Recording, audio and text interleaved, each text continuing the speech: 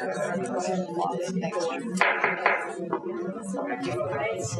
evening, everyone. Welcome to tonight's work session. And our work session is for approximately 2 hours. And the purpose is to discuss the iGrad program. And so we will ask Chief School Operations and Academic Support Officer Israel Vela to begin the presentation, and he and his staff will be available to answer any questions. I'll go ahead and let Dr. Watts open, and then I'll move on. Thank you. And President Venkatasalam, thank you, members of the board and staff and community. As we prepare for tonight's presentation, I would like to set the stage with laws and policies based on our Office of Superintendent of Public Instruction. On our website, on OSPI's website, it states that we should refer to the Washington Administrative Code 392700 for specific rules regarding operation of Open Doors Youth Reengagement Program. This set of rules directs OSPI to adopt rules to implement the provisions of substitute House Bill 1418, passed in 2010. OSPI has consulted with community colleges, dropout re-engagement programs, school districts, ESDs, and the Workforce Board as well, as approved providers of online learning when making these rules.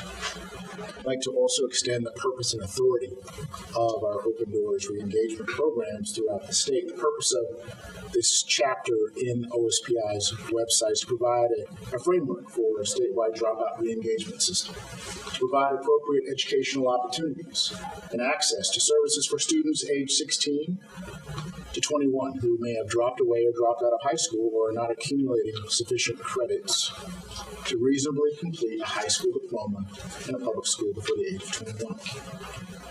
Authority for this chapter, again, authorizes the Superintendent of Public Instruction, Superintendent Reichdahl, to adopt rules and procedures for statewide dropout re-engagement programs. And according to OSPI, the decisions to develop an Open Doors Youth Re-engagement Program should be based on data-informed processes that identify the youth who have disengaged and explore common barriers and support needs for these students. Programs should be developed using the principles of best practice to target these barriers and provide supports and alternative pathways to success. Partnerships with districts, colleges, and agencies should be formed where the activities of the partners mutually reinforce these established goals. Tonight's work session presentation on iGrad showcases the collaborative efforts of school-based and central admin leaders as we identify the continuing needs of students who are served in iGrad and who have re-engaged to complete their secondary school experience. At this time, I will turn the floor over to Chief School Operations and Academic Support Officer Israel Vela. The floor is yours. Thank you, Dr. Watts, members of the board, President Venkatasalam. Thank you for this opportunity tonight. Very excited to share with you about the iGrad program. But before I do, I wanted to kind of just share a little bit about my experience here in Kent, which goes back prior to starting the iGrad program. So I know several of our board members were around at that time, and I remember us getting into a conversation about how will we meet the needs of 1418, but more than that is what can we create in terms of options for our students and re-engage them into our schools, because we knew we could do better. And so we used it as a vehicle, and there are lots of conversations that took place and a lot of cross-community conversations that are currently taking place to continue where we're going. So if I could ask Karen to go ahead and launch the slideshow. You all have just some housekeeping. The copy of the presentation as it moves through today. I am going to kind of set the stage of what you will see and who you will hear from today, and give you an approximate time frame so that we can move forward today smoothly. So I wanted to share that. And the other piece that I wanted to share is a thank you to all of the communities, including Principal Cleveland, Executive Director of Learning Improvement, Dr. Wade Behringer. There are many others who won't be speaking today that have played a part in putting this together today, and will continue to play a part on how we move forward with iGrad in the future. So I'm going to start with that thank you. And the other piece I wanted to share is that what you'll be hearing today really is about the what. We've had lots of information that's been out in our community. It's even within us internally. So today is really about sharing with you the what, to hear more of what your questions might be and what else we can come to you with in terms of information, so that we're all grounded on the same information that leads us to informed decision making in the future. And so I'm excited about today. I've had a chance to work with all the individuals. So I'm going to go ahead and get started. First of all, also welcome to our community here today. Outcomes for today over the next couple of hours are broken up into a data review of our iGrad program. We've been working closely with our organizational effectiveness community on grounding ourselves. And so what does our student information system have over a multi-year look at where we've been with iGrad? I know that I did a little bit of a stint in a different district over the last 7 years, and to my knowledge, I don't believe we've done as in-depth look at the data on how you're going to see it today. And so we're excited about that, and we're excited about coming back to you as well. So a data review from 2011 from the inception. Followed by that budget analysis as we look at that data review. So what do revenues look like? What do expenditures and those types of things over the years, particularly as it relates to enrollment, BEA, and others? Again, what do our systems say about where we've been and how we're doing in terms of the budget analysis? And you'll hear from some individuals there. Mr. Ben Rourke will be sharing with us there. You also, probably I think the highlight of tonight really is hearing from Principal Cleveland and Dr. Wade Behringer on what they have for us today, and that is really focusing on those celebrations. What are the things that have we been doing at iGrad over the past, since 2011, the past 6-7 years, that have really been working? In addition to that, what are the things around continuous improvement that we can get better at? And how can we do that without looking at where our data, where we are, and we have a common understanding? And so I'm excited about that. I've had the opportunity to work with both Dr. Behringer and Principal Cleveland on preparing for tonight. It's been exciting. I have learned a lot, even being away in the preparation and into now, and I'm excited about continuing to learn. And then I'll close off the evening with some next steps in terms of additional information that you might want or need, or that we might stir in terms of questions that we might have, additional questions. What we've broken up in between this are questions after each section, so we don't leave it until we ask what your questions are. Please know that if we don't have that answer, we will definitely come back to you, or there may be additional information that we need. So we've broken that up into each one of the sections. So without further ado, I'm going to go ahead and invite our data team up. That's the first phase of what we will be talking about. And so if I think we have Rachel or Ashley, Sean, come on up.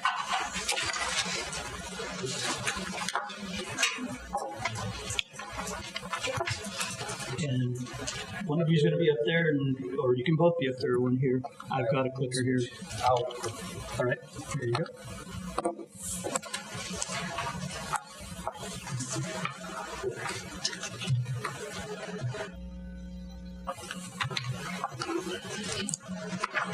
And again, you have the materials there to follow on each one of the slides.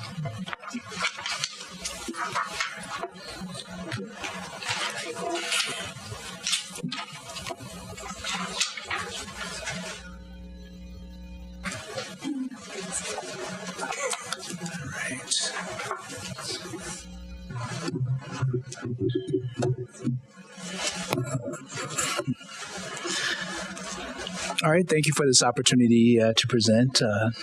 President Vakadasalam, members of the board.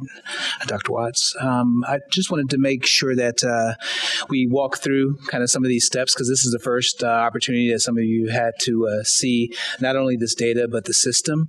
So we wanted to make sure that you were aware of some of the components of the system. This first page walks through, so later on when you are spending some time with the system, this first page is mostly just instructions on what you will see in the system. The buttons on the top are navigation buttons, and each one of the navigation buttons has the high-level title of the data that you're going to be looking at. Just to set a baseline, this data was taken from the state's P210 report, which has graduation and completer status and other status for students in it, as well as the Skyward data, which is our system of record that we report all of our data to CEDARS through. So those are our two primary data sources. Those are sources that we use as a school system to ensure that all the data processing rules are followed that are accepted or at least expected by the state. So the first thing we have is our overview, and I'm going to walk through these first three sections, and then we're going to switch places, and Ashley's going to talk through the next four. So the first that we taking a look at is demographics over time. This one should look a little bit familiar because when Ashley did her demographics presentation during one of the board meetings, this was the same slide that she used. One of the noticings that you will see here, and actually let me explain this chart a little bit. Hopefully everyone can see it. We started with 2011-12 because that is the first year that we have data for iGrad. 2012-13 is listed as the first full year of iGrad. Those percentages at the end reflect each one of these percentages for each one of these sections represents the percentage at the end of the school year. And just to not get too deep into kind of some data practices, it's really difficult to show all the changes within a year, but we do have a slide later on that shows some of the changes. But what this is the beginning and end years. And a couple of things that realizations that we have from here is that the Black and Hispanic Latino students have percentages have risen from beginning to end from that 2011 to 2018-19, and that the percent of white students at this school has dropped over that same time period from 45.1% to 30.9%. Again, this is a fairly familiar slide, and there's a couple of other things that we can do with here to show a little bit, show additional information that's available to the board, and then we can also show additional school years. So this next slide, to go deeper into the story, is iGrad demographics versus the rest of Kent school districts. So the question and the guiding question for this section is, how do the demographics of iGrad compare to the demographics of the rest of Kent school district? And this is iGrad compared to all other active 9th through 12th graders. And then we talk a little bit about the school filters. So this is, again, comparing to other 9th to 12th graders. Here, again, is the same as we saw in the other graphs for this last year, and this is, again, is active. We have 31.6% Hispanic Latino, which is the largest population at iGrad, and for the rest of KSD, white being the highest percentage at 34.2%. Also, there are far fewer Asian students at iGrad, which is a couple of the findings just from this preliminary data. And again, the things that I am pointing out are just the most obvious things in it. As you take another look, you can see a little bit further in. This same one can be broken down by several of the other groups that are most commonly referred to in the data that we present. As an example, inclusive ed, free reduced lunch, ELL status, and gender.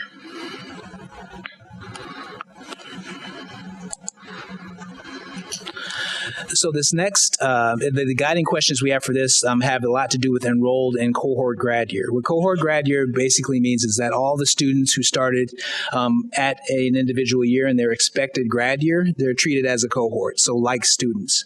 So the years as this started is the expected grad year being 2012, the cohort grad year, be 2012, all the way up to 2019.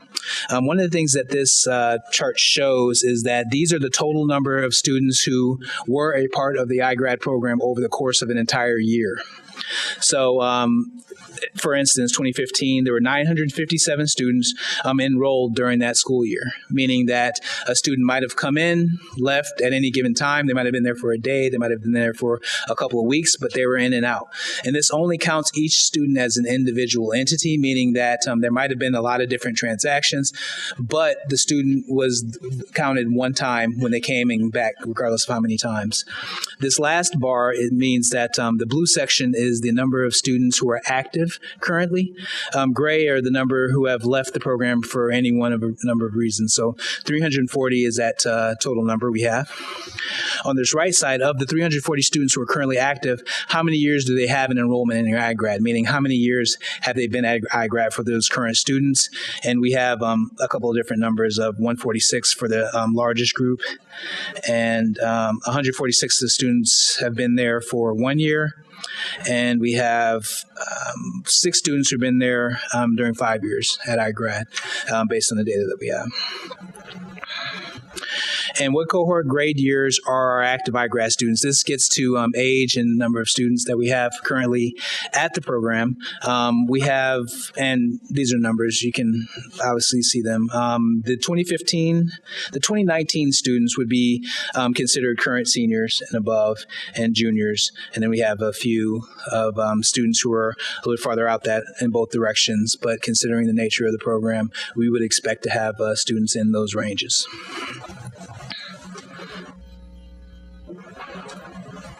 All right, and Ashley's going to come up and continue.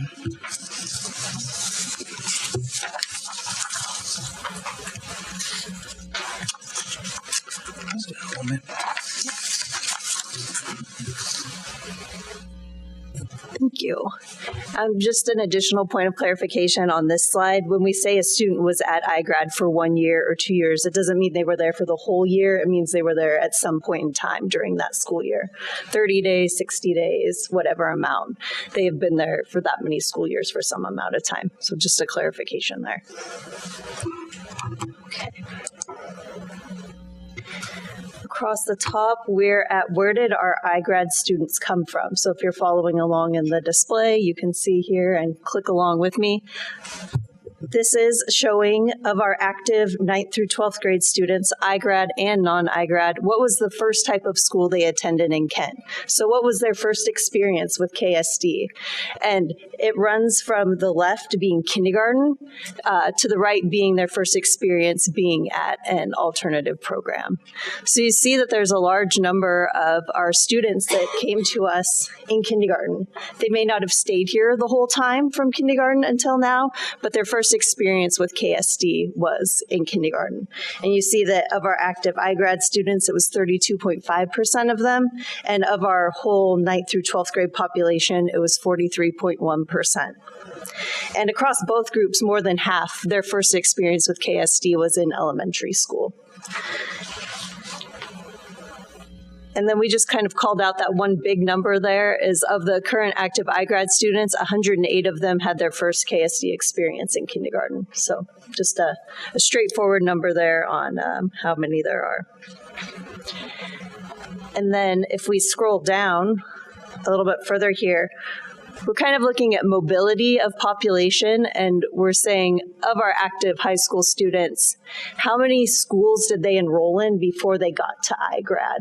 So if you think about the traditional trajectory of an elementary student, they would have one elementary, one middle, one high. So on average, about 3. You see for our non-iGrad students, it's 3.9, so a little bit over that 3. For our iGrad students, it's 5.2. And then you can go on down the line. A middle school, you would think 2 on average, and you see how those differ, and then 1 for high school and how that might differ. One thing to note is that iGrad enrollments are not included here. This is before the student got to iGrad. So what were their experiences before they enrolled in that program?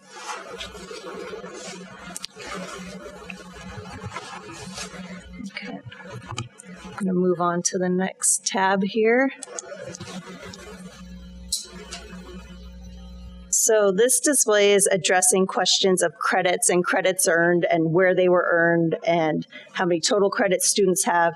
And credit attainment is getting towards the question of high school graduation. You need a certain amount of credits to graduate and get a high school diploma. So this is addressing that question, how far away are students? There's other requirements for a high school diploma as well, but credits are one of them. If we see on the left here, this is where students have earned credit prior to enrolling at iGrad. So if they were part of KSD before they entered iGrad, these are the schools where they earned credit. It's not the last school they were at, so if a student went to Kentwood or Kent Meridian and earned credit at both, they could show up in both of these numbers. But it's just saying that they had some credit earned in a different KSD school before they got to iGrad. On the right, there's 3 charts that all look very similar. The top chart is showing the total credits of our active iGrad students. So you can see that 86 have between 0 and 4.9 credits, 84 have between 10 and 14.9, and then on the high end, there's students that have over 20 credits total. The middle chart is showing how many credits students are not at iGrad. So how many did they enter the school with? And you'll see that due to the nature of the program, most of the students are very credit deficient upon entering the program. There's 161 students that entered with 0 to 4.9 credits. And then the last chart is showing how many credits the students are earning at iGrad. So again, you can see the credits are in their buckets and how many students that are currently at iGrad have earned between 0.49 credits, 10 to 14.9, and over 20 credits earned at iGrad. This display also has a filter by cohort grad year. We're looking at all the students there now, but if we wanted to look at the students who are the class of 2016, and those are the students that are near aging out, and this would be their last year eligible at iGrad, and we can see those students and where their credits are. And we see students that are close to that credit attainment mark, and then some that are further away. And we can do that with any cohort grad year on here. And if you have the display in front of you and use it, also the schools are filters. So you could see of students that had earned credit at Kent Meridian, where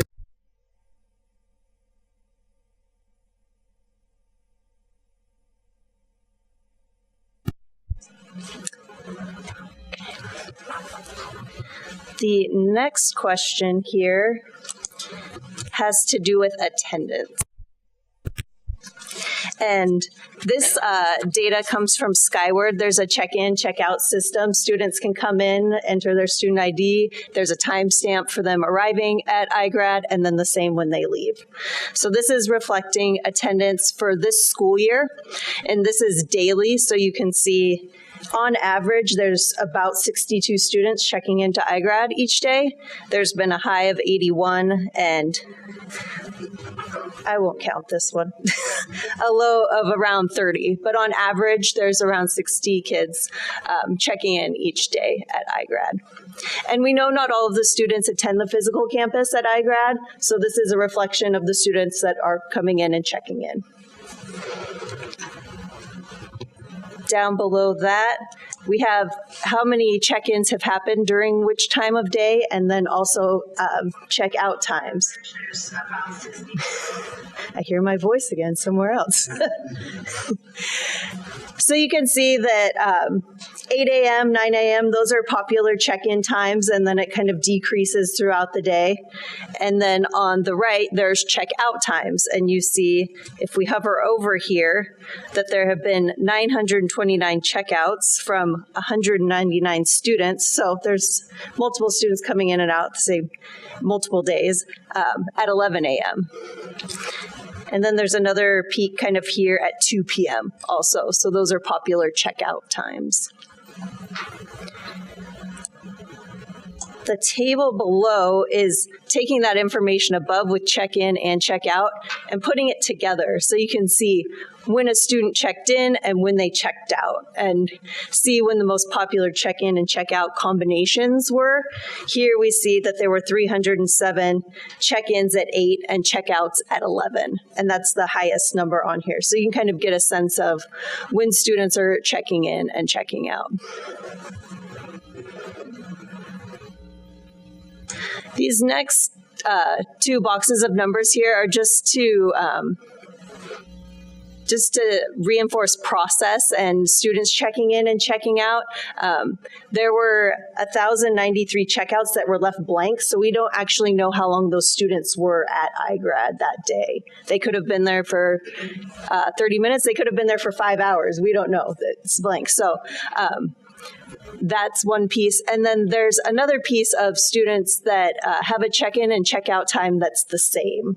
So was the student actually there for a minute? Did they miss something? It's just a process piece to reinforce and make sure students know the check-in and check-out process, so our data can be as accurate as possible. The last chart down here is asking how long each student's visit was to iGrad. So just on average, how long were students there? So you see the most popular amount of time is between 2 to 3 hours, and then 1 to 2 and 3 to 4 are also popular amounts of time, and then it disperses from there. But there are some students that are there for long periods of time when they check in. This is 18-19. There's also 17-18 data available. It's the same format if you're interested in looking at that as well.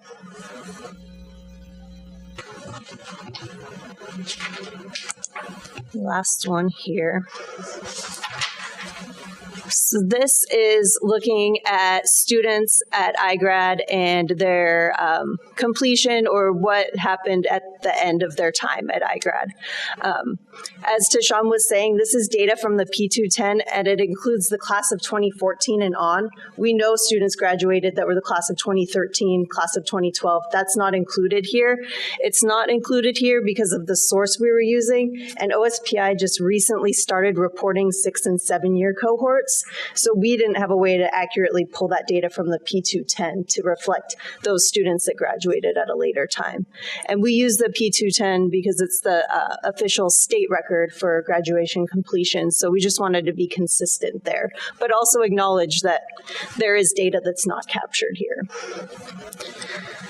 That being said, from the class of 2014 on, we have captured 109 diplomas, 119 GEDs, and so on. There's the numbers there and the percentages.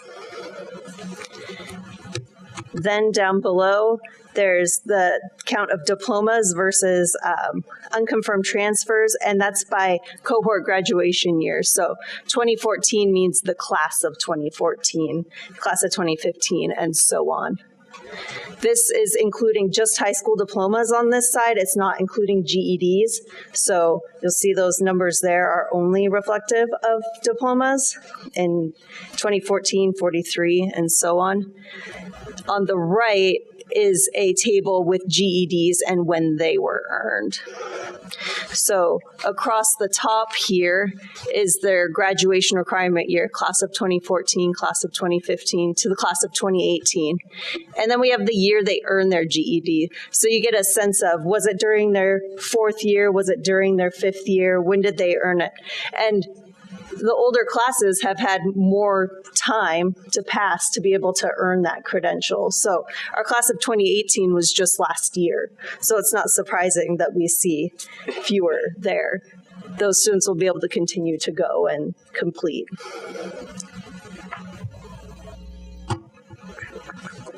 I think, and just for if you want to do some more digging later, there are other high schools in here too, so you can look and compare and see the other high schools, and there's the ability to filter by a specific class if you would like to. I think that's the last one that we have for you today. Any questions? Yeah. Thank you. And as I mentioned at the onset, each section will have time for questions. Before we start with questions, as Sean mentioned, This is Tableau and how we look at data. That's one aspect of knowing how to read these slides. And then the next piece, so what's the data telling us? What are additional questions you might have? So I wanted the team to take time to be here to field any more questions about, so what that you might have in terms of the context, but more importantly, is there something that needs to be clarified? And so I'll invite the team over to field those questions.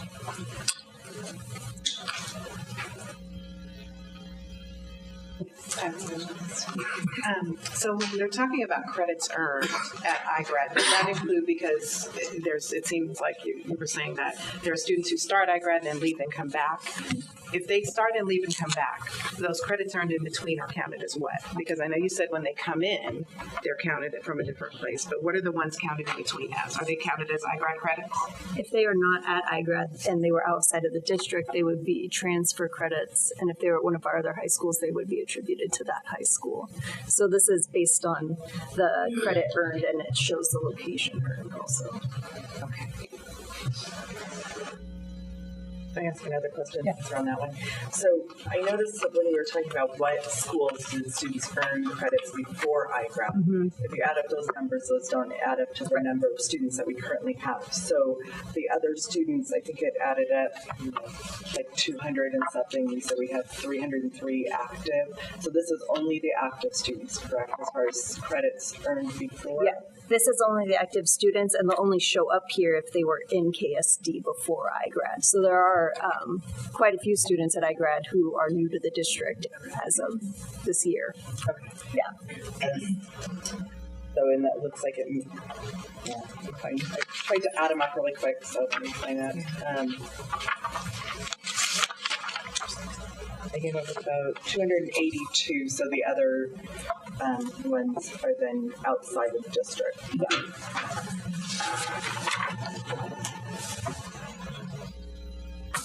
I didn't see on here where it says there's no documentation for transfer credits. So how do we determine where those would show up? You have the high school credits, but there's no transfer credits in here that are separated out that I see, unless I'm missing. So the second one, not iGrad credits, would be any credits earned that weren't tagged with iGrad.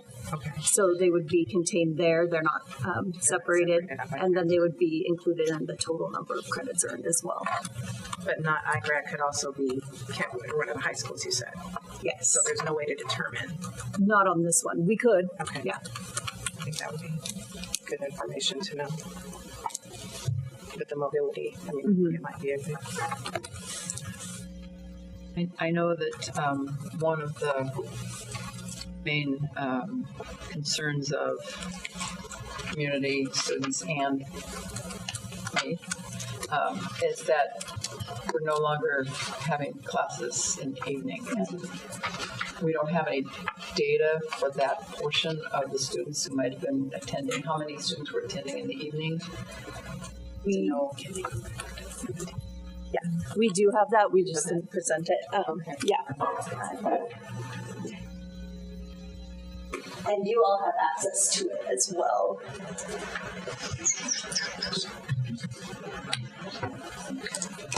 So if we're back on the check-in, check-out page, there's a filter at the top. We were looking at 18-19, but if we look at 17-18, that data is reflected in there, and you can see the later check-in and check-out times.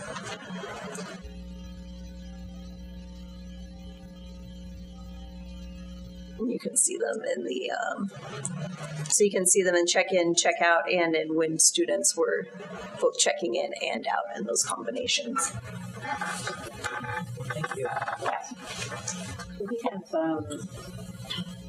We have it broken down by age and credits earned by age. Students who are years old versus We don't have it explicitly broken out by age. We did cohort grad year and kind of inferred age through there. If the class of 2015, that would mean that this is their fourth year and would be, class of 2016 and their third year where they're going to turn 21. But if we need to present something specifically on age, we can. As I understood, a number of our students are over 20, 21. Yeah. 21. That's not true. By law, they should. No, 21, not over. Okay, you said over. By law, they should not. 20, over 20. Right. I was like, that is a big part. So our attempt to get We it. need to know how many of our students are in that category that wouldn't normally fall Yeah. The closest thing that we have here is this showing the cohort grad year. So those students that are 2016 would be considered 20, going to be 21, but we can do that with age as well. Cohort grad year is based on their 9th grade year and then 4 years out from there. So we can do some general inferring about age, but we can do that as well. Just to interject, we are documenting these questions, so we're going to come back to. So these are all great. What else could there be to tell us? What else do we need? This may be there, but just so when we look at those cohort grad years and active students, do we then have a direct correlation to where those students are? So kind of like for the students who are in that 2016 cohort, how close they are to getting all their credits to be able to either graduate or anything that lets us track where they are as regards to get their GED. Yes, so we have the credits piece. On the credits one, there's a filter for cohort grad year, so we can specifically look at the class of 2016. It gives you their total credits, so we still know for high school diploma they need to fall into specific categories. We don't have a way credit-wise or knowing from the record that the GED piece.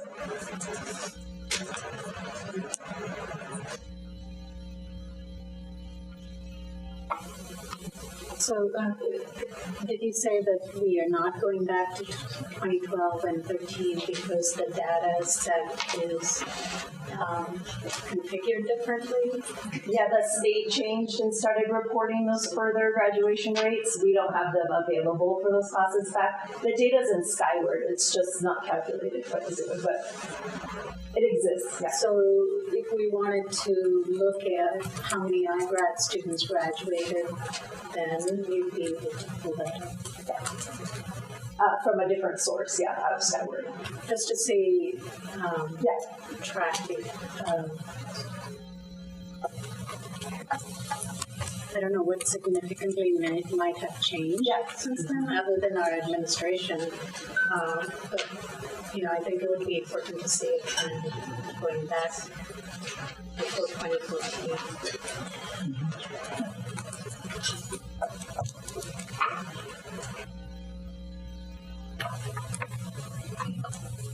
And in terms of the dropout rate,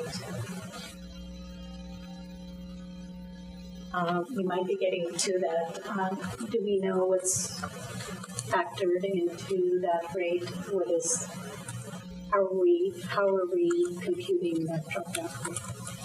The students that are considered dropouts by OSPI are, we don't know where they went. They left and we don't have confirmation that they showed up in another district, or they left and we just don't know why. Students are confirmed transfers when we get paperwork from other school districts letting us know that they showed up there. That's that gray box of confirmed transfers on that page. But the dropout categories are pretty wide range. We don't follow up with our students. But we do more data processors now, so I actually do go through a process of that. But as with some of our, so this is not an iGrad specific problem because the way the state kind of defines dropout is any way that the district cannot substantiate that child shows up somewhere else. The last place that child showed up owes the responsibility and owns that student, kind of what happens to them. And so at any point, even if a parent chooses to remove a child from one of our schools and not follow the appropriate paperwork, or enrolls them in a different school district without them kind of requesting paperwork or whatever, then they would show up as an unconfirmed transfer, which over time, when it rolls into high school, becomes a dropout. So, may I say that, because it is a dropout re-engagement program, I would think we would have some additional checks, balances to find out why they're dropping out of the dropout engagement program. And so across all of them, that problem is always about if someone chooses not to be found, it is difficult to find them. That's what makes it challenging across the board. Again, that's not just an iGrad problem, that is across the board with district enrollment, period. So when they make that choice too, it's as good as the contact information they give us. So if they move and we don't have updated contact information for them, we're not going to find them at an address. And our data processors do this work, because it is something that for OSPI and all of that, we have to make an attempt to do that. And we know that our best effort to do that is at the point when they choose to follow the formal process and actually request student records and fill out the paperwork to kind of unenroll from our books. But if they don't come in to do that, it's difficult afterwards sometimes to find them. Phone numbers may not work, email contacts. And so it's not that they're not tried, it's just difficult to do, because And if I may add, Principal Cleveland, one of the things to your question is, so what does the data, things the data does not tell us on getting information from those students that attend. So she'll share some of the feedback and surveys and talking to the students about, because we can learn so much about, so what are the things, what can we do better to continue to connect with those students that leave, because we, as Dr. Armin mentioned, iGrad is set up differently in that we expect them to continue to be engaged, but we may not see them again for a period of a few months. And so what is it that we can continue to do, and learning from the students can help us. And so she'll share some of that.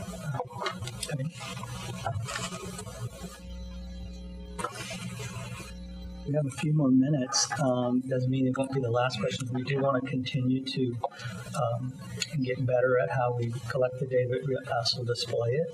And so I want to thank Sean and Ashley, and please continue to reach out for us as we continue. As I mentioned on the onset, today is about the what. Let's all be on the same page on what we, what we're looking at, and what are some things we need to do to around continuous improvement around the data and future. So, are there any other final questions you might have before we move on? Can we access this outside of this meeting? Because it would have been nice to look at it. Yes. Great. Thank you. So we'll move forward with our next portion, which is budget analysis. And so before I have Ben come on over, I wanted just to kind of bring us back to the outcomes for today. That when continuous improvement, when districts are really looking at multi-year impacts to program, it's important that the data is kept consistently and systems are in place. So we are continuing to do that, because that is what's going to inform any budget decisions we make. And so before I turn it over, Ben, I want to again thank the team. I also wanted to thank again Principal Cleveland and her team, because it took collaboration to get to this point in working toward the data that we're getting, and we're continuing to get better, refining that. And so I'll turn it over to Ben. So I can move it from here? So I'm pointing that way. So I don't have a ton of material. I'll work through it. It's a pretty straightforward analysis of showing you the revenue profile of the school district, of the iGrad program. I'll look at how iGrad gets its revenues through the Dropout Re-engagement Program at the state level. And then there are various kind of sundry donations and trust fund dollars also involved in the program, and we've itemized those. I do want to take a point of personal privilege and say that at least 2 staff members on the team spent days, literally digging through 6 years of financials on as many item codes as they find to find a $10,000 donation in 2014. It was a lot of work. I'm here presenting it, but I didn't do all that work, and I just appreciate that work.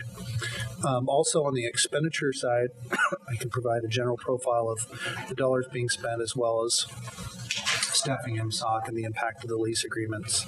And then the other thing is, part of going through this exercise is that there's a lot of yeah buts. By yeah buts, I mean, yeah, but what if we looked at it this way? Or yeah, but what if we included this? Or yeah, but, and there are some assumptions that you make, and then people can make their own assumptions about how they want to see it. And I'll provide you some data and what I think is a reasonable way of looking at it, but doesn't mean it's the only way to look at it.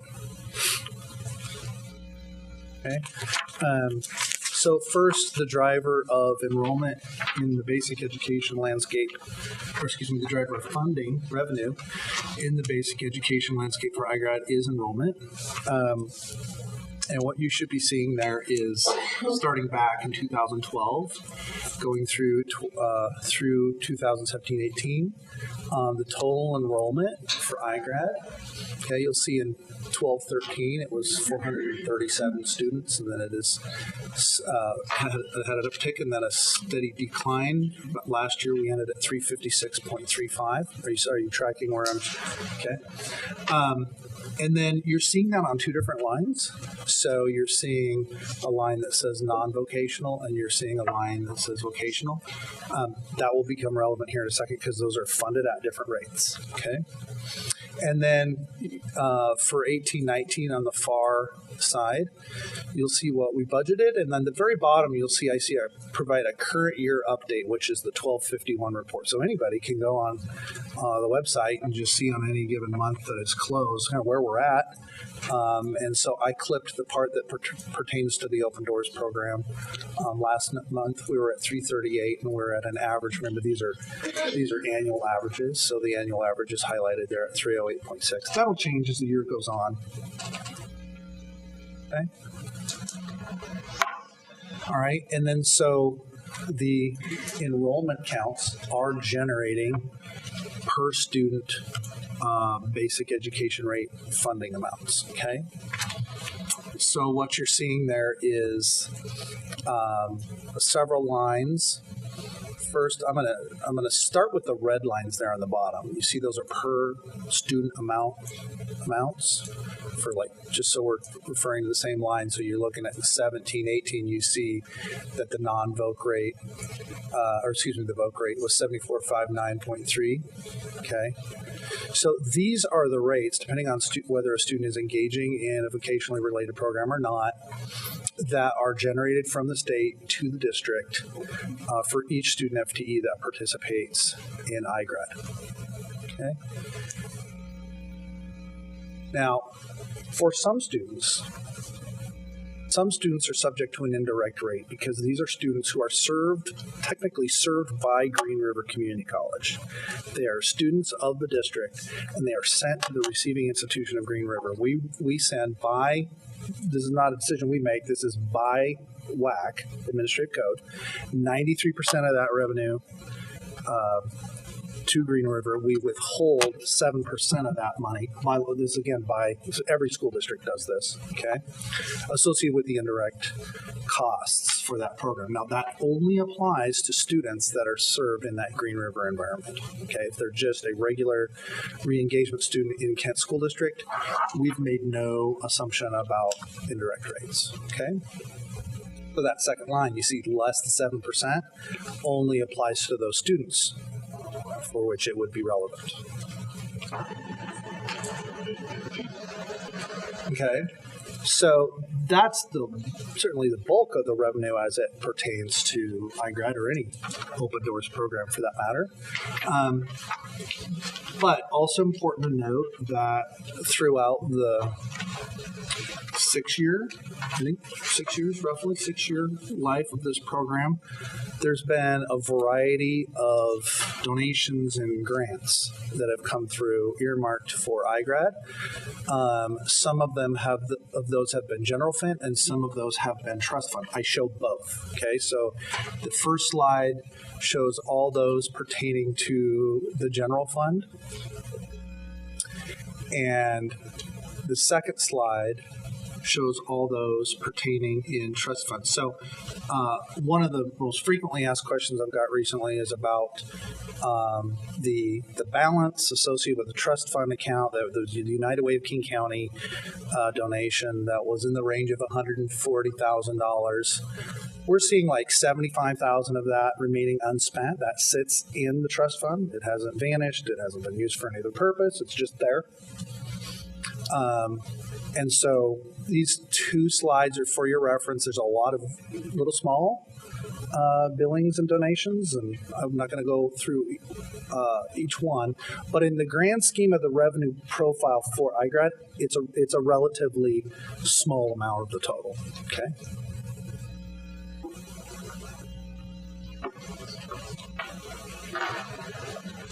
Okay. So on the next slide, this starts to get into the expenditures and then compares those BEA rate expenditures in the general fund miscellaneous donations against those expenditures. All right. And you can just in eyeballing it, you'll see that in like fiscal year 2012, 13, 14, you can see that the coding of the expenses for this program is just starting to take shape. You look at 2012, 13, there's nothing listed just under 300. They start to use, you can see the different item codes are starting to take shape. In the first year, there's very little. In 12, 13, the program shows a $1.1 million surplus. Mostly because it appears nobody was using the item codes associated directly with iGrad. So when we go into the system and say, give us all the expenses, they're just not there. So it's still in kind of its nascent stage at that point in terms of separately accounting for it. And really you can see starting at about 2014, it starts to stabilize and you see regular streams of revenue matching with regular streams of expense. And what I'm showing you here is just revenue and just expense from the general fund. Okay? It is, excuse me, it's from the general fund, but just basic ed. Okay, so basic ed to basic ed. And for the years in which you can see starting about 2014, when it looks like they start to account for all the expenses, the expenditures range from 2.3 to about $2.7 million. Okay. For those last 4 years, the district has consistently, again, in the basic ed program, spent more than it has received for the program, in the range of, a couple to a few $100,000, depending on the year in question. Okay. And then the questions have been asked about 2018-19, the year we're in now. So we threw on the far right the original budgeted line.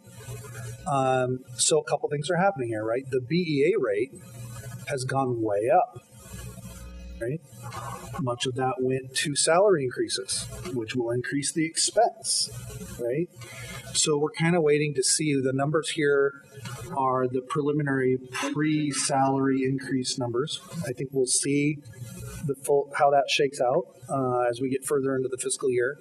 But point being, to be fair to all involved, that margin that we've seen is probably going to close quite a bit in 18-19, just for the fact that the state BEA rate has increased considerably. Okay, does that make sense? But we just don't know. So the far right, you just need to know, is a projected budgeted, right? Everything else to the left is actual. All right.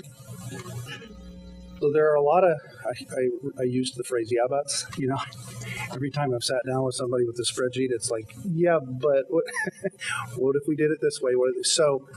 And it does seem to be kind of an endless conversation, but I do want to put a few bigger issues on the table, just kind of aware of the approach.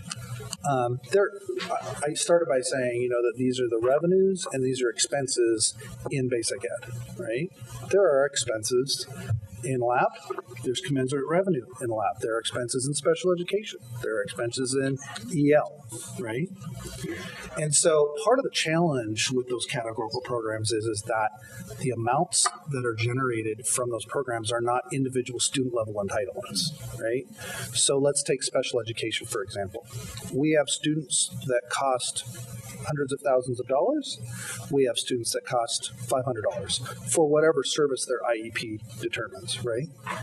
We take the per student amount that the state gives us and we fund according to the program that each student needs, right? It's not that a dollar amount is following the student. It's that each student has a plan. Some plans are very expensive. Some plans are not, right? And so it's kind of as if I think the sensible way to treat the categoricals here is that it's kind of a wash. If there's an expense in lab, then we don't charge that expense against them. We consider that also revenue would be brought, right? You follow what I'm saying? Same in special ed. If we're going to show the expense in special education, we would just also assume that revenue generated also. So I kind of think of that as a one-to-one and not really as part of the idea that is, does the BEA rate self-sustain this program? It's kind of a separate question, okay? The one thing there's also an element of this, it's a little bit of history sleuthing. Like we go back 5 years, we do searches on the program code, any code that we can attach to iGrad. If it doesn't show up, like if somebody didn't code it, we can't recreate it, right?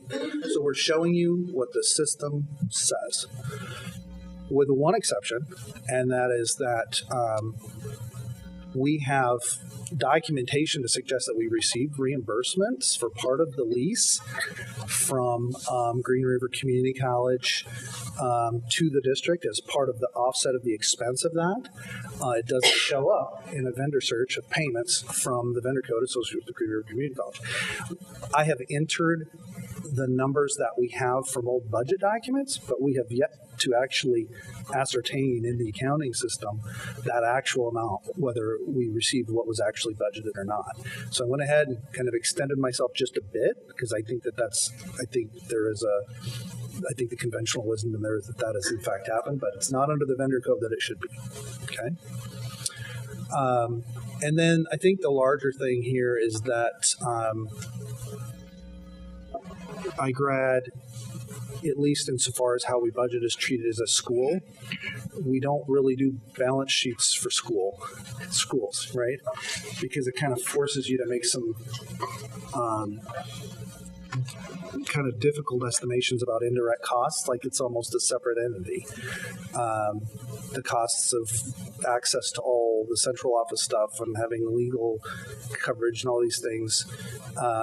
We just left that alone. We didn't make any assumptions about that, but when you might typically be comparing revenues and expenditures within a program like that, you would do that on some level.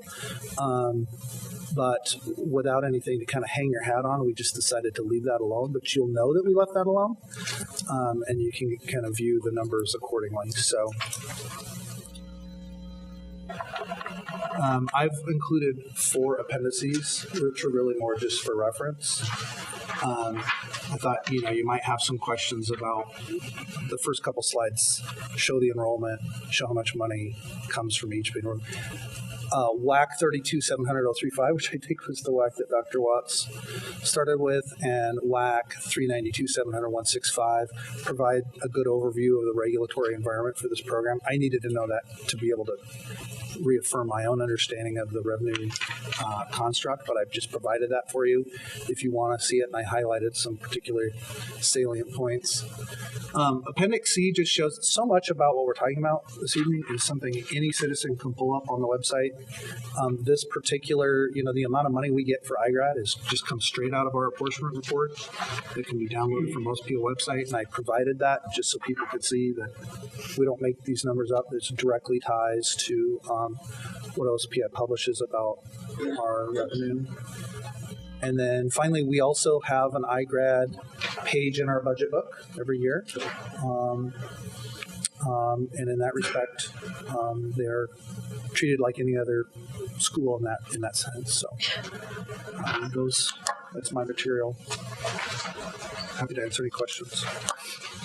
Similar to our last section, give you time a little bit of time to kind of absorb what you saw, and then ask some questions. Yeah.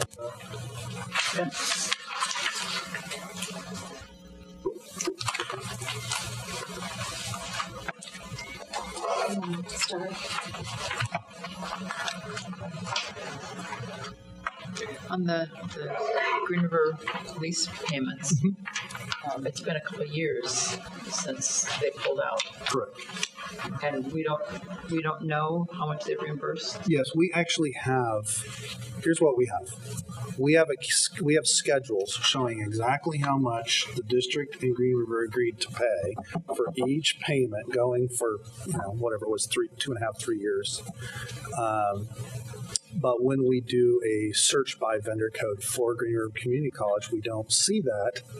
So I put it in as a tentative with an asterisk, and we'll find it. But it doesn't come up under the vendor code you would think it would come up under.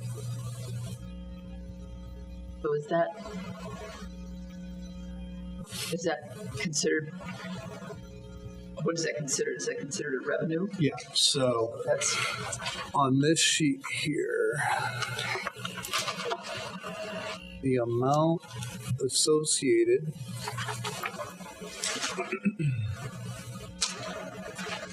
so you'll see a line there that says Green River Community College facility use reimbursement, $91,000 and change. So those amounts tie to the documentation we have about the agreement that was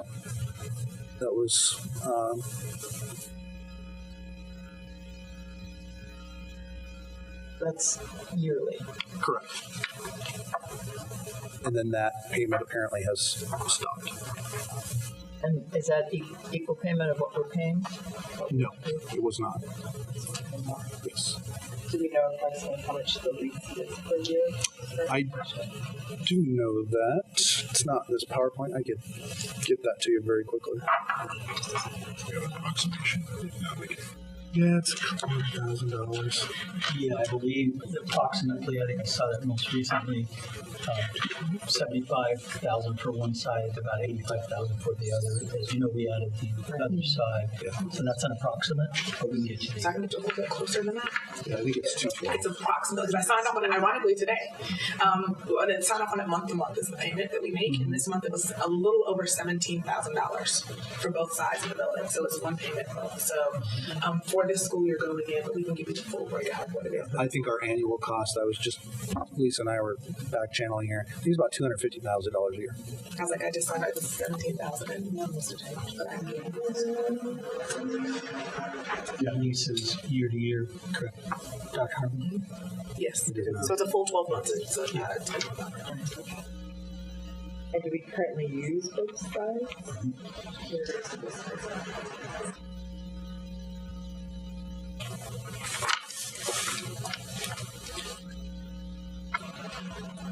In Green Rivers was less because they just had that one room. Yeah, larger. Yeah, and then With a couple ours, and offices. then we just scaled them down. Okay.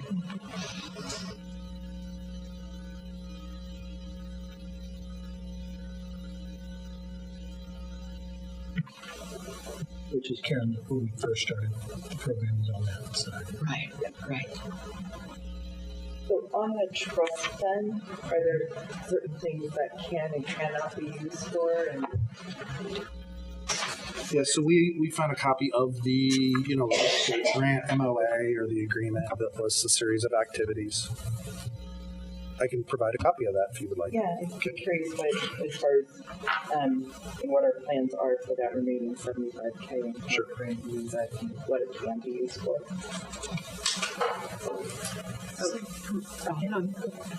So the original, so the original lease with Green River was they were reimbursing for one space that the program was in. So was that a total reimbursement for that space? Or was it a partial reimbursement? They were paying for the one. So you said it was the one space? Yeah. So was it a full reimbursement or partial reimbursement? Well, I can just tell you, having not been there at the time, I can tell you what the paperwork shows. The paperwork shows prorated payments not sure what the basis for the proration was, but Green River clearly paid less each month for a period of like 2 years. I don't know the mathematical basis for why Green River was charged this amount and why we were charged this amount, but it was less. And it might have to do with the size, but I don't know. And then their proportion never changed as the program grew? I don't see any evidence of that, no. Would there have been an agreement between Green River and the district, or was it just a lease agreement that was signed that had the two separate people paying? The document that I have looks like it's signed by Green River and a business official from the district back a few years ago. So like a joint MOA about who was going to be paying how much of each. Can you not get specific details? I can give copies of that to you if you'd like. Just from their current accounting folks. What is their understanding? Yeah. Well, they're out, right? So just from a historical standpoint. Yeah.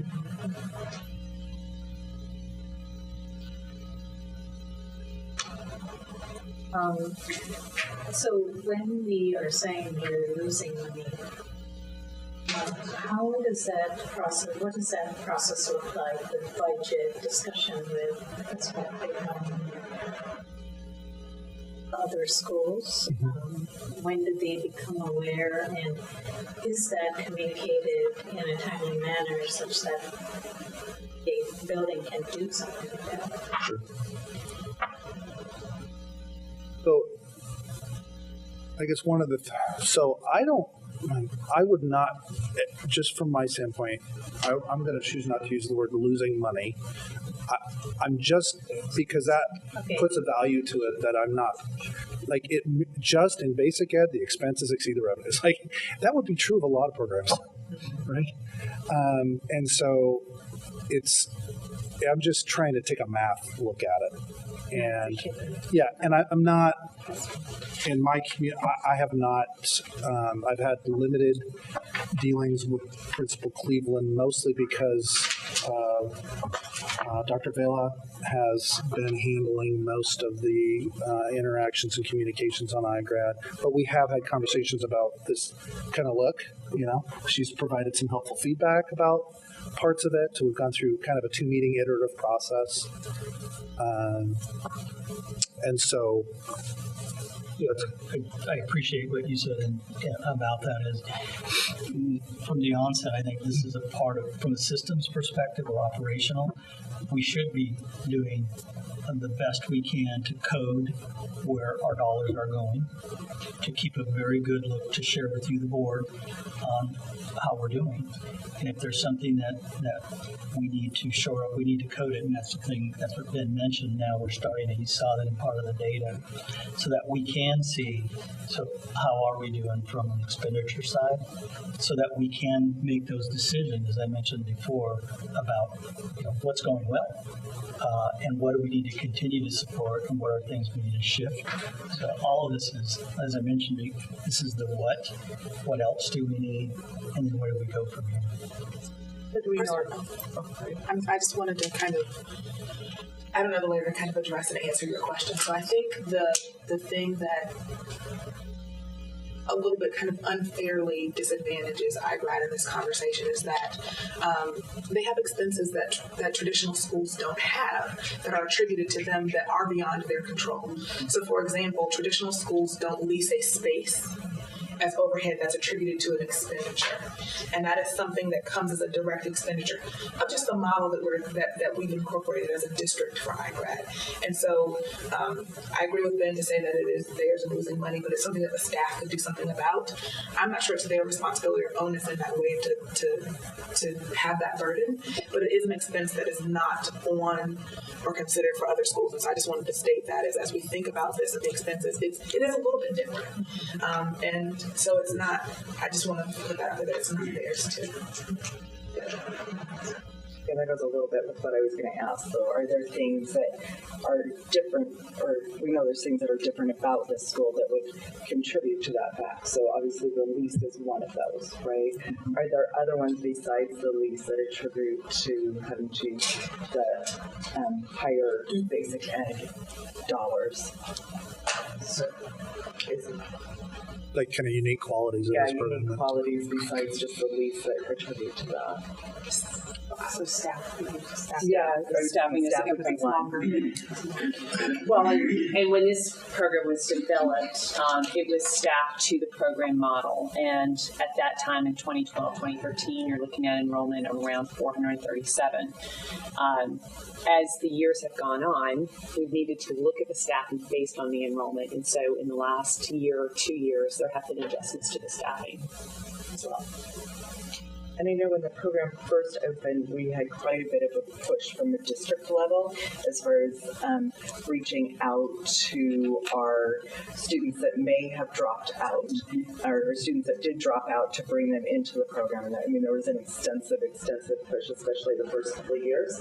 And I know there was a cost to that as well. Are we still doing that much of what does our outreach look like on that? And because I noticed when our numbers are higher, obviously, there's less variance in our expenditures versus revenue. That's, their numbers are closer. So I'm guessing that some of the difference may be caused by a lower student enrollment as well, because some of our static costs would stay the same. Those are Principal Cleveland talked a little bit about that, but I do remember the reams of phone numbers and lists in the office stacked, and then just making those cold calls.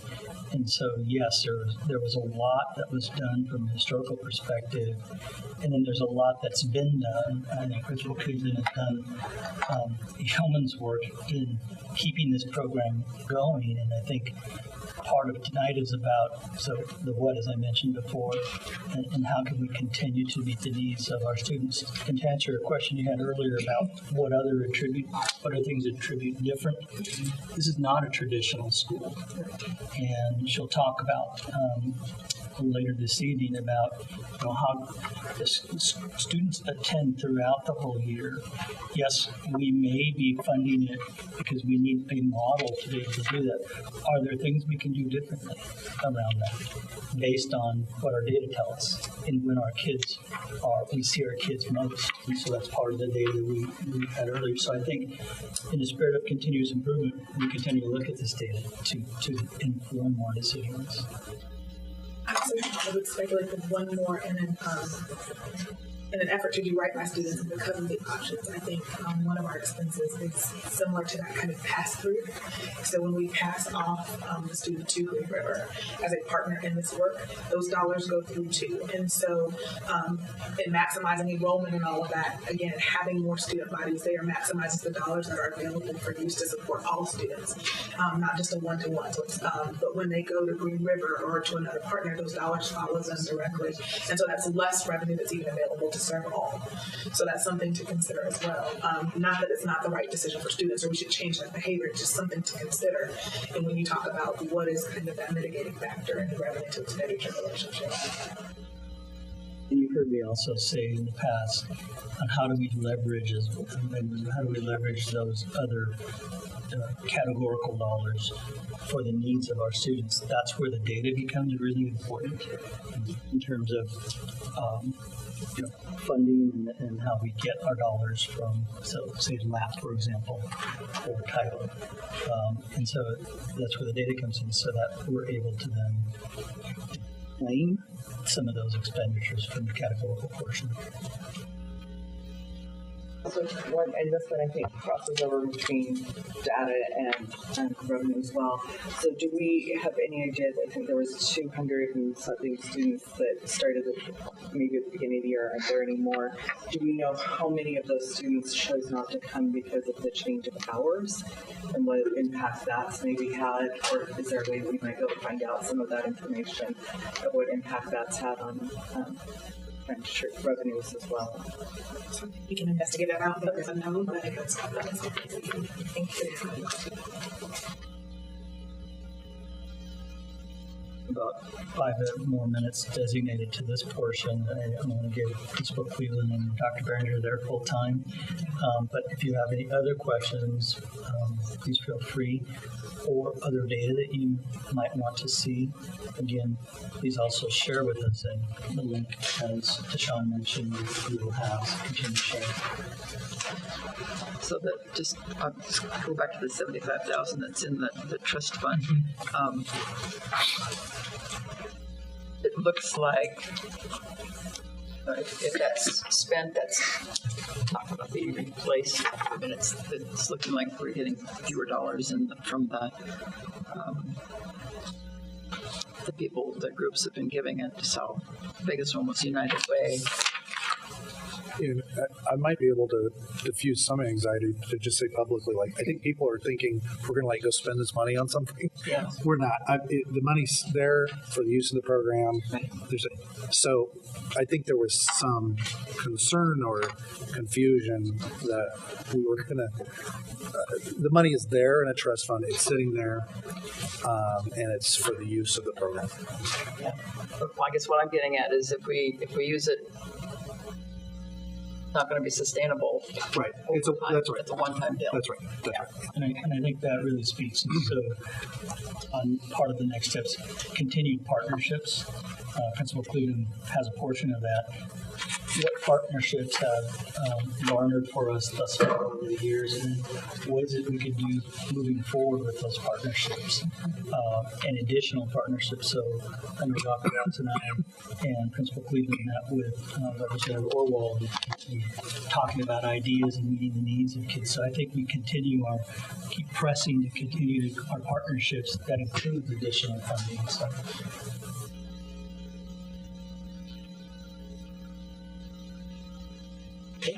Thank you very much. Great questions. So I'll get you a copy of that. There's the lease agreement and the, what was your?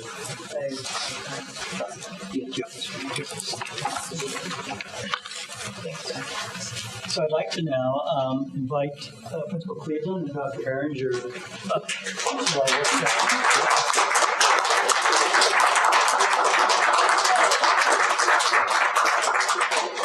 And so before they get started, I wanted to, by way of introduction, Dr. Behringer as Executive Director of Learning Improvement. One of his key roles is supporting Principal Cleveland and all the other principals in his team, that the school improvement process is one that really addresses some of the things we talked about tonight. The school improvement process is about looking at a needs assessment for a school, looking at what our data look like in terms of successes, challenges, and what goals do we derive from that data. That's similar to what we're doing in this case. But he and Principal Cleveland are very intimately involved around that piece, including use of those resources for what it continued to do in our iGrad program to meet the needs of our students. And so with that, I'll turn it over to Dr. Behringer. Thank you. President Vengadaslam, members of the board, Dr. Watts, community, staff. Appreciate the opportunity tonight to have myself and Carol be able to present iGrad. This is the first opportunity in all the years that iGrad's been in full swing that we've had the opportunity to have an audience like this, and so it's much appreciated for sure. I've had the honor and privilege to hire Carol into Kent back in 2007 as an assistant principal at KM. So Carol and I have worked hand in hand for the last 12 years, and it's been an amazing relationship, and it's been a great opportunity to see her grow as a leader, not only in the building at KM and serving our community here on the East Hill, but also as a leader of iGrad and the impact that she's been able to have on our community and our students. And that's what you're going to hear tonight. I'm not going to speak very long because this is really an opportunity for Carol to highlight the program, the current iGrad program. But I want you to know from a previous high school principal here in Kent, the impact that iGrad has had on not only KM, but all of the comprehensive high schools as well as our academies, and the service and the support that they've given students that have dropped out of school. To be exact, when we started iGrad, 2,800 students were on that phone call list to bring back into re-engagement opportunity that iGrad and the staff have then built this unique family of support, which has brought us where we are today, and the first opportunity to share with you and especially the board where we're at and the impact that iGrad's had on the community. So without further ado, I'm going to turn it over to Carol, and she's going to take you through the presentation. Okay. Good evening, President Vagandasalam, members of the board, Superintendent Dr. Watts. I want to thank you all personally for this opportunity to present information regarding iGrad to you. I would say it's been a minute in my slang terms, but in reality, it's been about 4 years since I stood before you to present data to you. So again, thank you for this opportunity. It is much appreciated. So by the end of my presentation tonight, there are some key points that you should be able to walk away with knowing. One is information about iGrad's data and different types of iGrad's data. Two is information about our student service delivery model. 4 is information about the 14-18 open door schools, WACs and RCWs, or what parameters and legalities we have to work within. And also you'll find out about our iGrad benchmark student achievement since we opened in June 2012, as well as our ultimate outcomes and credentials earned for every year, every step of the way. Okay. So as you all know, and this is no secret, the Kent School District mission has always been to successfully prepare all students for their futures. I will say this is easy to say, okay? It is easy to advertise, but it's hard to do. And it comes at a cost, but it can be done, and I truly believe that. In June 2012, in keeping with the spirit of the mission of the district, I found out as an administrator that the Kent School District could not account for 2,800 students. They walked away from the school district, and we don't know where they went, what was accomplished later. And I found that to be an opportunity for me to step up and put my name in the hat to take on the charge to re-engage these 2,800 students as a reactive approach, and then also proactively look at students who are sending signals to us already based on the thousands of students I interviewed regarding their attendance, their behavior, their credits, and their ages. If they're not slated to graduate by age 21, I told people, give them to me, okay? Give them to me. And then I asked the district for flexibility within parameters to get the job done. And I also noted at the time, to get different results and outcomes, we had to do things differently, okay? And so, having said that, I can tell you that the mission for iGrad is to provide a more attractive and innovative way to reconnect youth who were struggling or are struggling with a more comprehensive, systematic approach that's personalized to their unique, complex needs that would allow them to thrive towards a meaningful credential and career skills. So at this point, the district has acknowledged that sometimes, given the students' experiences and backgrounds and values of education, what their responsibilities are, commitments, and their external environment will likely not yield a Kent School District diploma. But these kids have so much talent and potential that we should be capitalizing on. And we had to be able to offer them a variety of options that would at least allow them to take care of themselves, and if not themselves, hopefully families. And I can honestly say, and I'm certainly appreciative, that we are set up at iGrad to feed kids directly into at least six high high-demand industry sectors in King County, and they actually come to the school to pull the kids out, and the kids also go to their job fairs and intern along the way. And I'll get into a little bit of that later. I can tell you that each student that has enrolled at iGrad has massive talent and potential. They have unique stories to tell, and it's quite complex. I can also stand before you today to say that to address the unique needs of all students and to successfully prepare all students for their futures, it truly takes a village. A school district K-12 system, in my opinion, will never be able to meet that mission statement without the help from community stakeholders and those who have the same common mission as the Kent School District. So having said that, I'm going to give some thank yous out now, okay, because it's due, and then I'm going to apologize ahead of schedule because I think we've touched probably over 50 partners, but there's some on site with me that we work closely with. There's some off site that we work closely with. We do have kids attending courses off site, so you won't be able to account for that attendance on our queue. So I'm going to say at this time, thank you to Green River College. I'm glad you're here tonight. I appreciate the supports you've provided. Thank you, Asian Counseling Referral Services. You're here tonight. Thank you for the behavioral, mental health, substance abuse, and just life coach services you provide. Goodwill, you're here tonight. Goodwill of Seattle. I'm also going to give a shout out to Goodwill of the Olympic Rainier region because they partnered together at least for the last 2 years to be on our site 40 hours a week. And on the weekends, we have a youth aerospace program that we are feeding kids into, summer programs. We're doing life skills courses together, internships, and other work readiness. So thank you, Goodwill. Juma Ventures is not here tonight, but I have students staffing the Safeco of the Mariners games. I met the owner. I presented in his location a couple of times.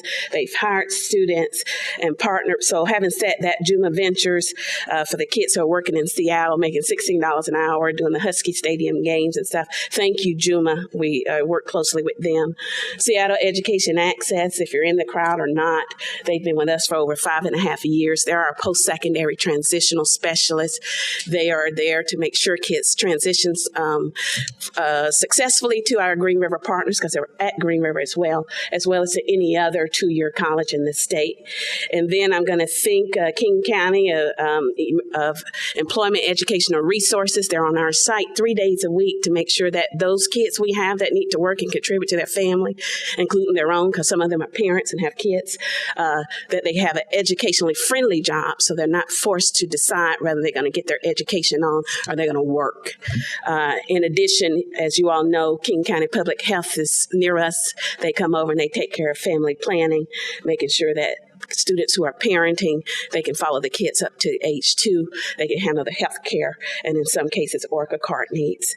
And then Emergency Feeding Program isn't aware that I even mentioned their name, but for the last 4 or 5 years, they bring in bags of groceries that are ethnically selected, and not only for the students to take home a bag of groceries every week out of our store, they bring in things for the siblings, the kids as well, and then also snack bags for the kids to take home because sometimes the food they get at iGrad, that's it. That's their food, okay? So thank you. And also I'm going to give a shout out to Miss Laurie Shannon. She oversees all the open door schools in the state. She's here tonight as drove up from Olympia. I also want to thank Ron Franklin, who is my OSPI, OSSI, one of my 2 principal coaches. He also drove up from Olympia tonight.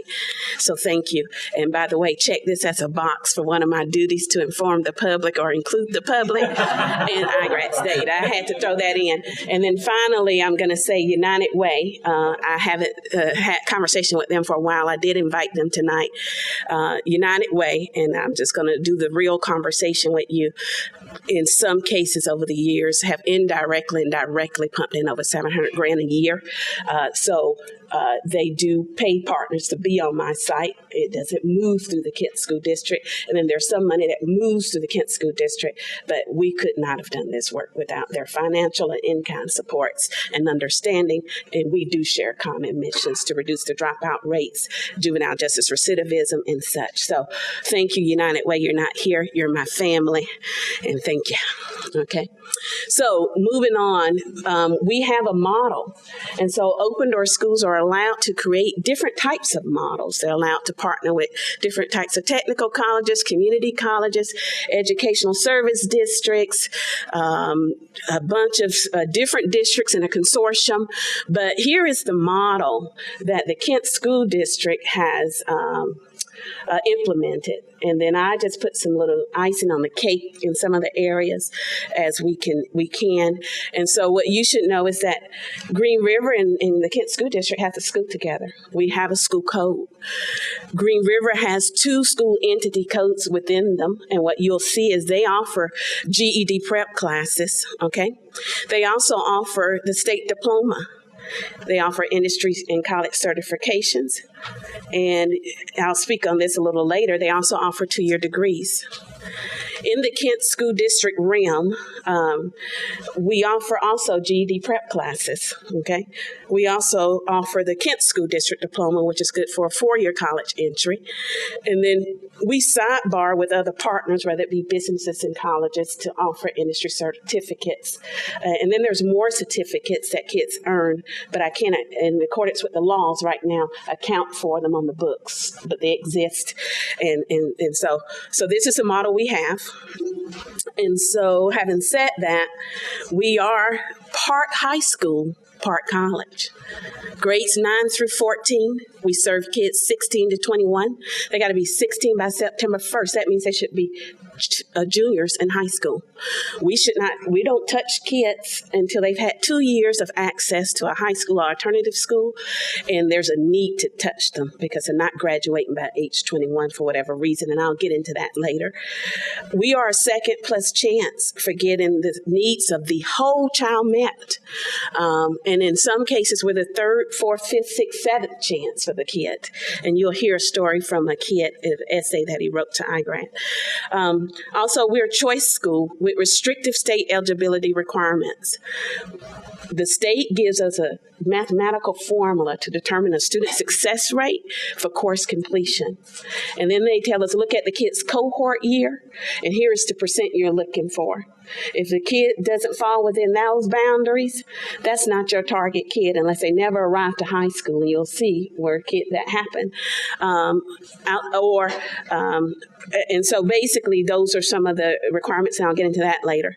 We are, when I last touched and have been for 6.5 years, the largest open door school in the state. Our numbers are dropping, and that may not be the case much longer, but that's okay. We're going to work on getting those up, but by and large, we're doing the business for the kids, and we're servicing the kids. We are an innovative model program. It's been recognized in the state and as well as the nation. You'll hear about that a little bit more. We are the first school model of its kind in Washington State and the second school of its kind to open. And it's over 150 of us now. I don't know exactly how many. Laurie may know how many. And that's great because we are collaborating. We're a year-long school that enrolls students not just from within Kent School District. We enroll kids from around the state that can fulfill the commitment of the pathway that they're in. Here are some things you need to know. Open door schools cannot restrict students to only high school diploma coursework. Okay? So I know we talk about high school diplomas from the Kent, et cetera, but some of our kids are not seeking that. The Kent School District was okay with that notion from the jump when we opened as a part of the process of opening. Students can access post-secondary pathways at age 16 up to 21, right? Everything that we offer is tuition free, book free, and in most cases, if not all, fee free. And there's some stipulations around why that happens. There are different accountability measures that we have that's totally different from traditional and alternative schools. And I'll talk about that a little bit more. Open door schools have a different funding model than all other types of schools in the state. I'll talk about that more. Unlike traditional schools, open door schools are performance-based and can receive funding during summer months if a student has not been claimed for funding for one or more months between the September 1st and August 31st school year. Students can move between the pathways within the school, across the school, as they see fit and deem appropriate in accordance with their standards. Getting students to graduate on time is not iGrad's primary focus. Okay, when we enroll kids, they've already missed their graduation dates or are slated to miss it. We're saying, hey, you got so much talent potential. Let's look at what you can do, what your circumstances are. You have a house over your head. You have food to eat. What can you commit to? Because you got too much talent and potential to leave here with nothing. And you need to be a contributing citizen. We're going to set you up to take care of yourself. We want you to be able to take care of others. It's not going to be easy. Let us know what you need along the way. We love you, and we're fist bumping them, and we're guiding them along the way. And it's going to be a tough love situation. That's what they hear, and you'll hear a little bit about that later. All open door schools offer a GED and high school diploma, and some are working really hard to get that career training in. You should know that we do something a little different. I haven't know, and Laurie may know this answer.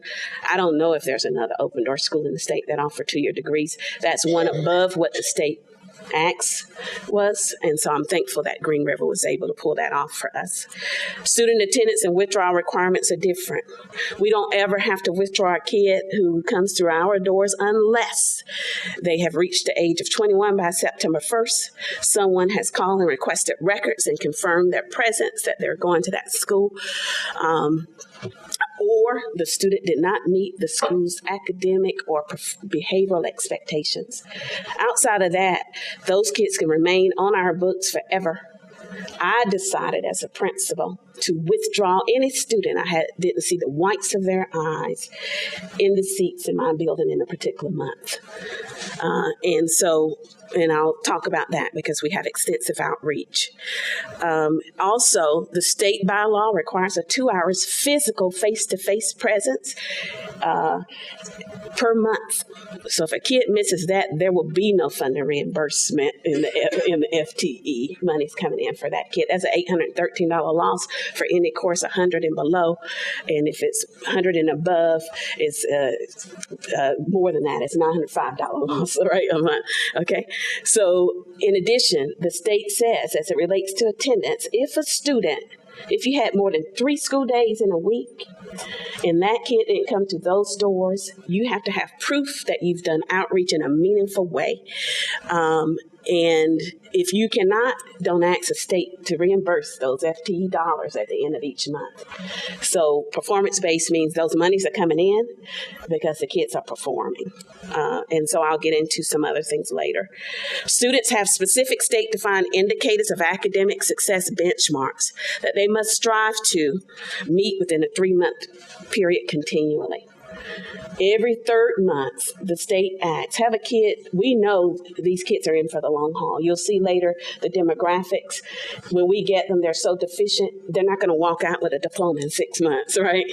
We'll say they can walk out with a GED in 5 months. We've run the data on that. But basically, so what the state allows is for benchmarks of progress. If they demonstrate that, at least every 3rd month, the funding will keep going. But if they don't demonstrate that, the state is thinking they're back in their old ways of doing things. They really don't want to know about the kid. You won't see them in the FTE until they get back in line with the state's graces, okay? iGrad has 4 locations. So we got students on 4 locations. Most of the students are at the Kent location with me. However, my Green River partners have the Kent Station Green River branch, which is down there by Trappers. They have students there. They also have students out near the Auburn Center. There's like a Lowe's. I went out there a couple of times, and I know they have probably about 90 or 80-something kids at the main campus. So our kids are at 4 different campuses, but they all come through iGrad stores at the Kent Shopping Plaza where I'm at to express interest and hear our open house information every week. iGrad offers students multiple pathways to success. As you've seen, iGrad also offers different modes. On-site with me is going to be face-to-face in some form of hybrid. There is no online only with me. However, when students are out, at Green River's campus, they are treated like students, and so there may be online options. Offering 2-year degrees is a unique feature. We've said that once a student earns a degree or high school diploma and or turns 21 by September 1st, they're no longer eligible. I do want to emphasize they can earn a GED and then get industry certifications all day, right? Okay. The depth of the partnership collaboration that iGrads has, along with the integrated courses, we have courses on the books with our partners, is unique. Okay, other people are looking to figure out how to make that happen, and so they'll get there. There are now other schools titled iGrad in Washington State and around the country. When we first opened, I was aware of the one in Alaska. I talked to them. It wasn't an open door school. It was totally something different. But I've done a lot of consultation, a lot of presentations around the state, webinars, etc. There are now open doors that are iGrad. People asking me, are we franchised? No, we're not. We didn't trademark. But I consider that an honor, so I'll move on. When iGrad enrolls a student, all of the student's educational data moves with the student, thus pulling it out of the sending school district's report card. And I'm going to pause right there, and then I'm going to keep going, okay? When students enroll in iGrad, they cannot remain enrolled in any other public high school except for enhancement support reasons if needed, which would be special ed and ELL, okay? iGrad is not a credit retrieval school.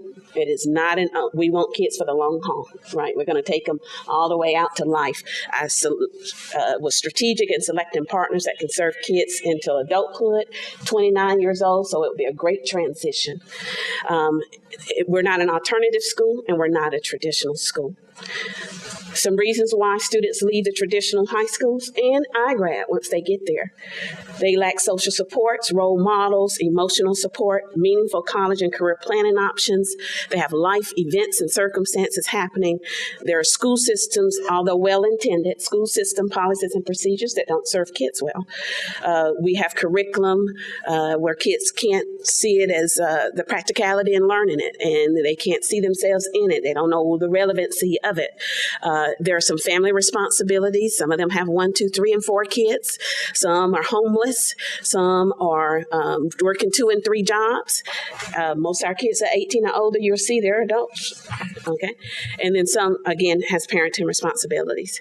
And I have to say that I'm proud to say that with the support of the community and the district and others, that we have issued 748 credentials since we opened in June 2012. 23 2-year degrees. And I will say last year, Green River did an awesome job. A kid walked away with 3 2-year degrees. So a kid can walk away with more than one. 411 GEDs. Combined between the two of us, 242 diplomas and 72 industry certifications for a total of 748 and counting. By the time I get back to the building tomorrow, there's probably more, right? But in addition to the ultimate outcomes, these kids are more self-confident, they're independent, they have a depth of knowledge that they can take care of themselves, so you're not going to be able to see everything in numbers in the way we want things to be. What this slide shows is historically over time, what years we accumulated those. I will say, okay. And then let's look at the historical ages for the last 2 years.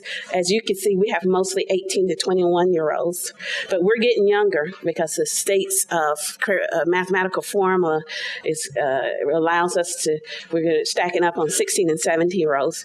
Here are the grade levels that we have at iGrad. You may wonder why we only have a 1 9th grader. If we have a 9th grader, that's a student who left middle school and never hit high school, was homeschooled and never went to an accredited home, could produce a transcript, or move here from out of the country because we're so diverse. It is rare for us to be sitting on 9th and 10th graders. Most of them are older when we get them, but by and large, most of our kids are seniors because that's just by design, basically, all right? So what you should know is we have a way of speaking at iGrad. We consider kids young if they're 16 and 17. middle if they're 18 and 19, and old if they're 20 and 21. We consider them far from graduation by Kent School District diploma credits if they have 12 or less when they arrive. And then we consider them middle if they have 13 to 16, and then close if they're 17 or more. As you can see in this chart, we're getting younger kids further away. And so to provide hope, motivation, and encouragement, we have to offer more than a diploma. Statistically, these kids will not be able to walk away with a Kent School District diploma by age 21. When you look at ethnicity profiles, for the first time in history, iGrad is largely Hispanic. It was the third largest group when I opened in 2012. It was white, including Turkish and Russian, followed by Black, and then Hispanic. Over the years, now it's Hispanic, but basically, and then white, and then Black. A quick snapshot of October. And now I'm going to split it up based on where the kids are located. Out at our Green River campus in their degree industry certification diploma track, they have mostly white students. And as you can see, mostly females. Okay. As it relates to who's in their GED track, they have mostly Hispanic, Latino students, and mostly the females. When you look at the Kent School District diploma track, we have mostly Hispanic students, mostly males sitting in there. This is on site with me for the Kent School District diploma. In our GED track, it's about a tie, somewhere between the Hispanic and white, and then you can see the gender breakout. Okay. Budget revenues, I'm just going to speak on currently. We have brought in so far this year $1,159,460.03.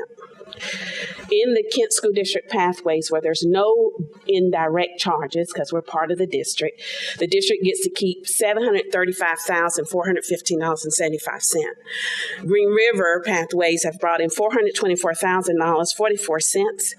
However, they can only keep $394,000 because they have a $29,000 indirect expense that goes straight to the district.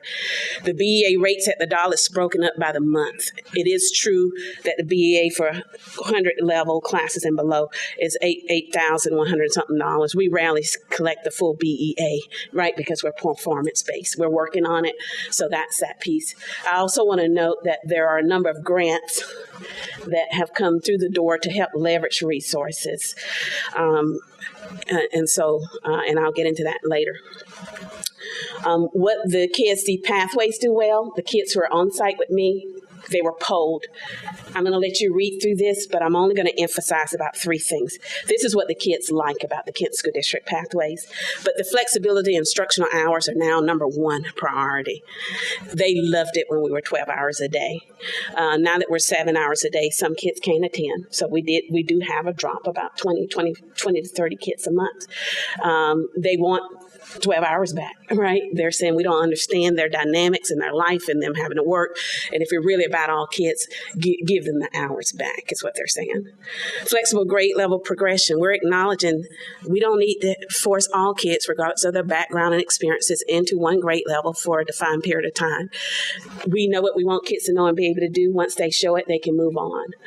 If we're receiving them and they're credit retrieving, they have the right to show us to be able to test out at 80% proficiency. If they can't demonstrate that, they got to clear those units, okay? So that's that piece. The other thing is the students are saying the lockstep way of doing business in the K-12 system didn't work for them. There were times in the classrooms, although well-intended, where the teacher moved on whether they got the content or not because most of the kids got it. At iGrad, they don't have that pressure. They're working at their own pace with some gentle pressure from us for performance reasons. And those were some standouts that I wanted to emphasize. But I'm going to pause for about 2 minutes and let you scan what the kids are saying. They're able to give us feedback on a daily basis and more formally the fourth Tuesday of every month.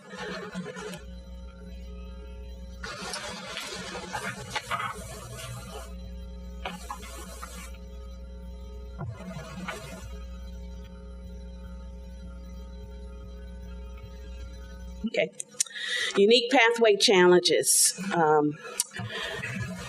Access and food. The last time I checked, we had 52.8% free reduced lunch. That's when Tom Ott was here. There's a little glitch in this year's system. Yesterday it was 41.8%, but they haven't processed any lunch applications all year. They're getting ready to do that. I know it's going to push it over 50%, and then kids don't necessarily fill it out because there's no school lunch, right? So having said that, that has always been a challenge. Transportation has always been a challenge. Getting mental health and substance abuse services on site is a challenge. Job training, barrier removal funds, these kids owe fines, so they have more credits than what you saw tonight. It's not going to be in Skyward because they owe money. So we got to figure out how to help them clear those fines so they can get the credits, right? Accessing laptops when they're not at school is a challenge.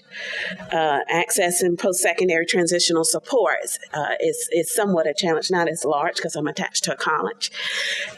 Having education-friendly employment, knowing their schedules so they can come to school and stuff, that's been a challenge. Right now, I'm fortunate enough to have partners who are taking on the expenses. I don't know how they're doing it, but I love you. They're taking on expenses and they're handling all that. In the past, we wrote grants. I'm meeting with them regularly. We're keeping metrics for the people who did put up money for return on investment purposes. But at some point, that's going to run out. I'm just going to be honest that those things going to run out unless we continue to partner and do things differently. For me, as a building leader, and I rest assured I've given 110% of my heart and soul to Kent. I love this community. I love the children. I commute 4 hours a day, and I have done that for 12 to 13 years. So there's no doubt that my commitment is right here in this district. It's my second home. But for me, in terms of challenges, the fiscal finance element for iGrad in terms of revenues and expenditures, it's exhausting. I'll just be honest with you on that. I appreciate the work that's been done around that. I have provided evidence I could possibly provide. I've been in multiple conversations, and I stand before you today, and I'm going to take this risk and say my recommendation at this point, given the 6.5 years with the last year and a half, trying to figure out how much money I have to spend, which is why you see that $75,000. My recommendation is to get an external auditor to come in and take a look at it. And I hate to say that, but I'm going to say that because that has caused a lot of pain, right, for me. So I'm going to move ahead. The other challenges is the K-12 educational policies. Trying to create an awareness of what we're about as an open-door school, the rules, the regulations, access to customized professional development. You know, we have a different clientele. We are getting most of them from Kent, but sometimes we need something different. And I want people, just like differentiating through a classroom, we got kids, some kids need something different. So in having just a database to capture those benchmarks the state requires that we capture. We have so many spreadsheets, Excel, so much stuff going on. I've been begging partners to help me build a database. I would say that would be helpful. We're nearing the end, and what I want you to know is, again, you won't be able to see everything in the numbers, but I'm going to take a moment, and I tried to pull one letter from a student, but I feel like, and I know I'm time short, I got to read two. When kids graduate, they write us. As part of the high school and beyond plans, they write us stuff. These are kids, if you want to know more about their growth, what I'm going to do is I'm going to read you and I'm going to keep them anonymous. They don't know I'm sharing this with you, but this is what help us to move forward. I take it for granted every day. Kids tell me I've changed their lives. That's my job.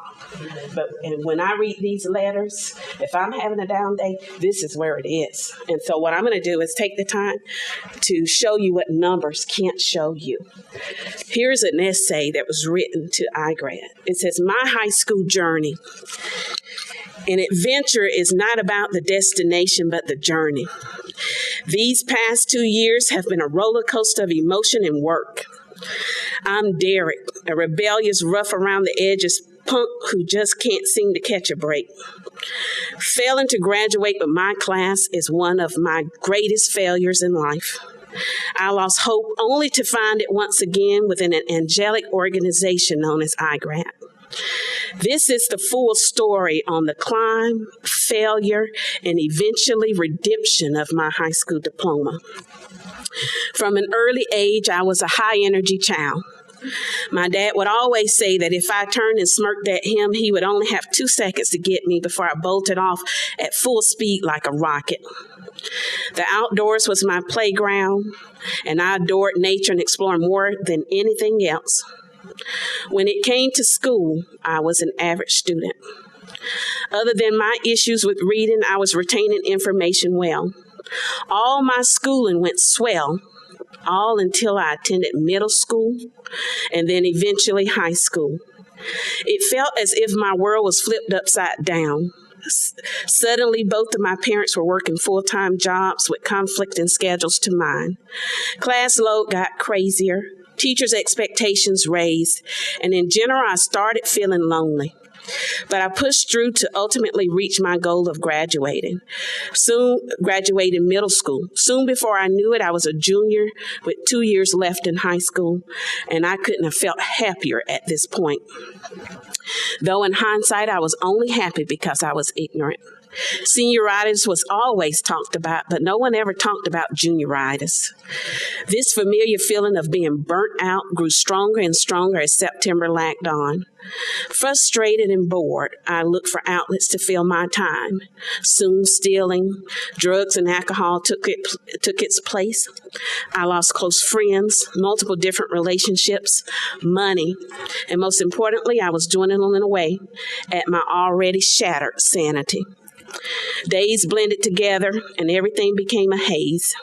Each passing day that went by, I kept sinking into a deeper and darker depression without me even knowing. Time went on, and before I knew it, senior year was halfway over. I had a wonderful girlfriend who I had been dating since the beginning of that school year. She could see right through my facade, but I thought my painted-on happy face worked. It's naive to think I could change my situation by shoving away the issue. She couldn't take the person I was, and I couldn't blame her. I was a toxic individual. My high school decided to spring on me third quarter that I had to complete another online class to graduate. Utterly overwhelmed, my attendance began to drop drastically. The only activity I focused on was work, which even there my attendance dipped. Left at my lowest point, the only option I thought I had was to end my own life with a .44 caliber pistol. Completely broken, bullet in the chamber, gun to the head, and I just couldn't do it. In that instant, I realized how important just one life is to so many. Selfishness was never something I thought as myself as until this point. This is the moment I wanted to take my life into my own hands, whichever direction it takes me. Currently, I'm sitting here typing this, and I have reached the end of my goal. I finally did it. Not only did I complete my required courses, I challenged myself to take chemistry, a course I never thought I could achieve. The staff at iGrad was so devoted to putting their time into pushing me towards my goal, something my previous high school never did. The feeling I have for completing all my coursework is hard to put to words. All that hard work pays off in the end. Currently, right now, I'm applying around King County to find a higher paying part-time job to save up for moving out, but I don't want to get too complacent. I do wish to achieve being a carpenter or cabinet maker within the next 5 years. Furthermore, I wish to find another part-time job that can help aid me with saving for my future. In 2 to 3 years, I hope I can purchase a new vehicle with my own money. Within the next 5 years, I'm wanting to be working as a cabinet maker or carpenter making $20 to $30 an hour. Within the next 10 years, I'm wanting to successfully join a union to increase my workers' rights and representation. Most importantly, I want to be in my own home in the next 15 years. Now that you know my story, I hope it lets you into the mind of this crazy kid. So many different individuals have shown me that if you put faith into someone or yourself, you can achieve many great feats. The value of a life is worth so much more than any hardship in life. These hardships and mistakes are lessons we all can use to help us improve the way we are. Though depression will always stick to me like glue, I can look to the horizon a little easier now. I can start my life. To all the amazing souls at iGrad, I want to let you know that without your inspiration, my goal never would have come to light. To give me an opportunity like this is 1 in a million, and I cannot express my gratitude enough. My promise to all of you is to continue to fulfill my duty as a citizen, employee, and child. Now, with one journey coming to its end, a new adventure awaits me in this big, beautiful world. Sincerely, thank you for everything. So this is a student from the Kent School District who wrote that. Yes. So at the end of our time, so I'm going to mention to President Vangadoslam that we're at our time at 7:30. Okay. A suggestion is, I know you said you had another one, is to make a copy of that, get it to our board so that we can at least give them a minute or two to ask some questions. Yeah. So if you can join us, I'll leave a couple minutes so that we can stay on schedule. Thank you, Carol. So we only have a couple of minutes, but I wanted to give some time. Please do continue to send the questions. I'll make sure that both Dr. Berger and Carol get through the questions. Any information here today is similar to the others, which is part of the benefits that I was going to share. So. Yeah, so go ahead. Okay, so the obvious question, the numbers you shared are very different than the numbers that are on the presentation that we saw. So, and you said iGrad is a combination of, so you said that when kids go into iGrad, they are no longer reported on the school report card under, like maybe Kent School District, Auburn School District, whatever school district they come from, they're not reported. The data comes to me. And it fall on open doors. The implications of that is the students I am taking have massive talent potential. They're typically the ones who were expelled or probably facing long-term suspension or truant, etc. So the data would be moved into the open door program. Thus, it will likely increase the graduation rates of the district that the kids came from because it's not counted against them. But no, what I'm asking you though is you said that they were not reported under the school district. That so, for example, you said once they come into iGrad, it had its own separate reporting under the school report card, the Washington State report card. So you're saying that those students that come from Kent and enter iGrad are no longer reported under Kent School District report card web or pages. That report card. Great question. It is reflected as iGrad entity only. So if I receive a kid from Kent Ridge, that data will no longer be reflected in Kent Ridge. It will be reflected under Kent, under iGrad. That's why we're comprehensive tier 3 school, which is why I have the ESSA pieces, because we're going to always have a bad report card because it's based on graduation rates, which is not aligned with the state policies. But it is under the district. Yes. Okay. I just want to clarify. As a school. So, I so apologize. It's under the district. So we can clarify for you the report card piece under the accountability piece. Yeah. And then my next question is, so when you talked about your numbers, do they include students who enroll in iGrad from Auburn, from other places with the numbers you gave? Yes. It's all of the iGrad students. So then these numbers here are reflective of Kent School District. The numbers for completions of GEDs, credentials, that kind of stuff. Well, there's one. So these are very different, like the ones that were on the presentation. So, for example, the numbers we were doing was 109 high school diplomas, and what you gave is quite different. So I'm saying, how are those reflected? Great question. All of the students that we have can be found in Skyward.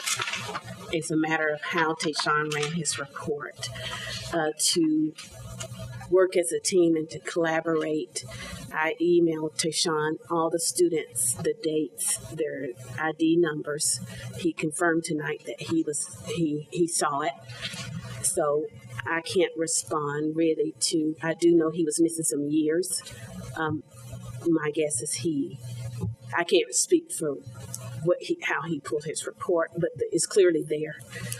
He has the data.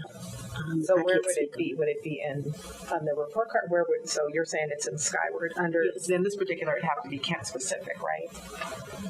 Because this is what we're talking about right now. So the state has codes that we have to follow as a school, and so when kids graduate with diploma, we use like an A something code. I know I have my registrar here. So if they get a GED, since that's kind of unique to Kent in the K-12 system, is an N4 code. So if Tayshawn doesn't know we use an N4 code, then he won't be able to pick that up. But obviously he picked up some. So I guess. So why would, I wonder why some, is there a reason it'd be some and not all, or? I don't know. So I think some of that speaks to who owns the credential earning. So for example, although the student is enrolled in iGrad, if it is a direct pass through to Green River, and Green River provided the instruction supports for that GED course, then to that respect, Green River owns it, not Kent School District. Kent School District GED earns are through Kent School District's GED program that show up that way. And so that's one of the differences in that. And I think it speaks to, one of the, maybe it's chart 46 or 47, talks about kind of Green River's pathways that are here. And that's the difference in kind of who is owning and attributable to those pieces. Is one explanation, but Skyward is the source that was pulled from. And so if it is in Skyward and listed that way, then it would be pulled and it would show up in the Tableau dashboard. Our time is, we're at 7:35 and we have several questions. I have questions and I'm wondering if we can reconvene, coordinate that. Yeah, that's part of it. You and to Sean. I think that would be best. Can we extend, we can't extend it? Well, we have a 7:30 date to call this going for you. Part of the next steps as I was going to share is about any additional questions you have or information you need that we can come back to you with that. And so I think we won't be able to do that in addition to the copy of the letter that Carol mentioned on what we have. Again, this is our first step. I would like this. I would like to have Carol available to have the conversation.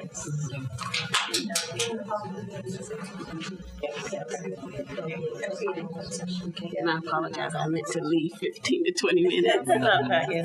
I'd just like to say that student who wrote that is an excellent writer. Maybe a good carpenter eventually, but he's an excellent writer right now. Okay.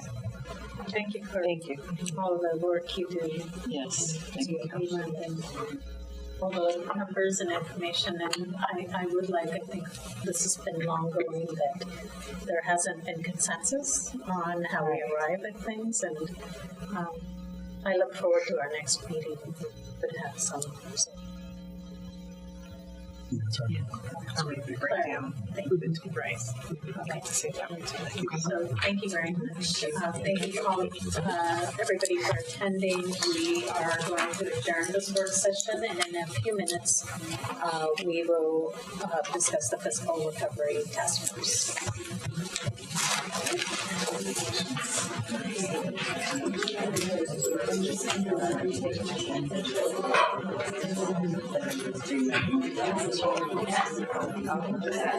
Yeah, so whatever year, each year, the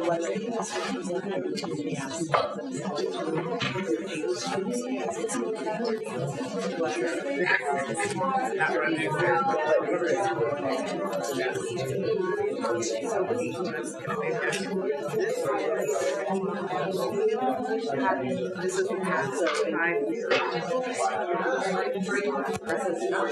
This is the past 5 years.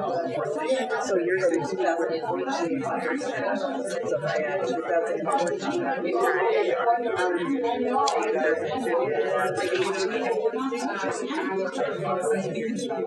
why wouldn't you exactly why wouldn't you add it to 2015? 17 as well. I do think we're very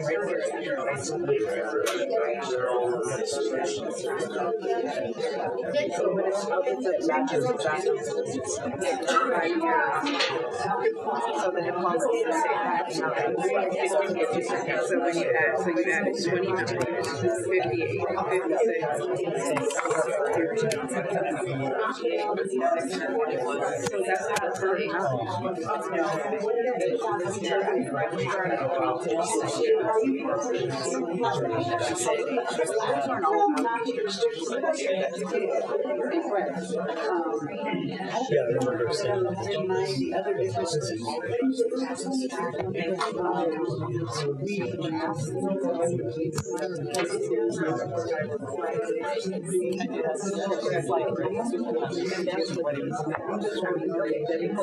So that's what these are pages that you just regularly data mine from. So what I heard tonight, they didn't get everything. Yeah, they said they would. So if I add it,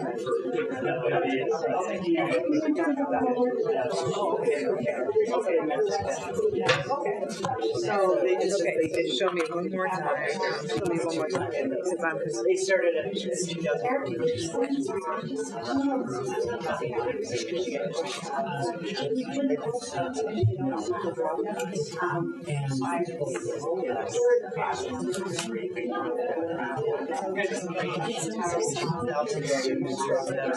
That's my answer. I know. Show me one more time.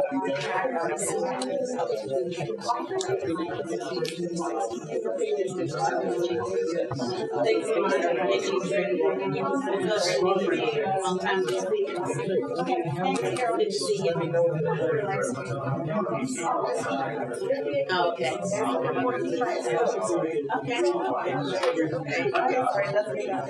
Oh my goodness, yeah.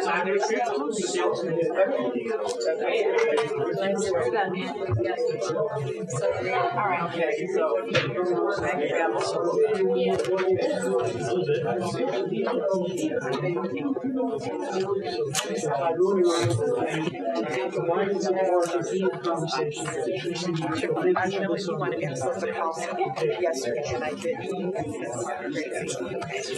Ladies and gentlemen, we are getting ready to convene our next session. So if we can find our way either to our seats or if we have other opportunities that will take you away from this meeting, we are getting ready to begin our next session. Thank you.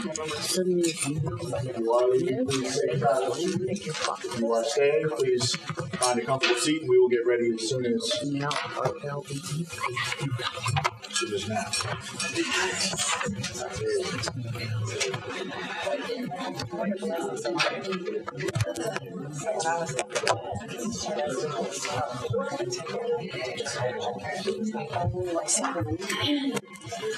All right, we are calling a special meeting in order to discuss the Fiscal Recovery Task Force. And I have Jennifer Hodgkinson on the phone, as well as Steve Clem, who are the reviewers of our applications for the Fiscal Recovery Task Force. And they have come to some consensus, I believe, tonight. And so, Jennifer or Steve, would you like to start us off? We have all board members except Director Hardy in the room. He is unavailable tonight because of travel.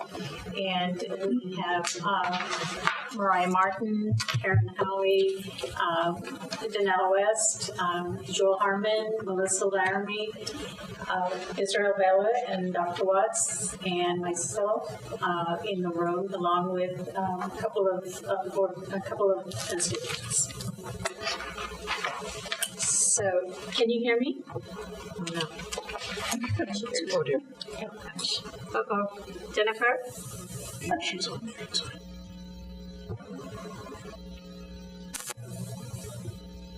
Okay, can you hear me? Yes, I can. Oh, Jennifer, sorry. Steve, can you hear me? Steve, hello?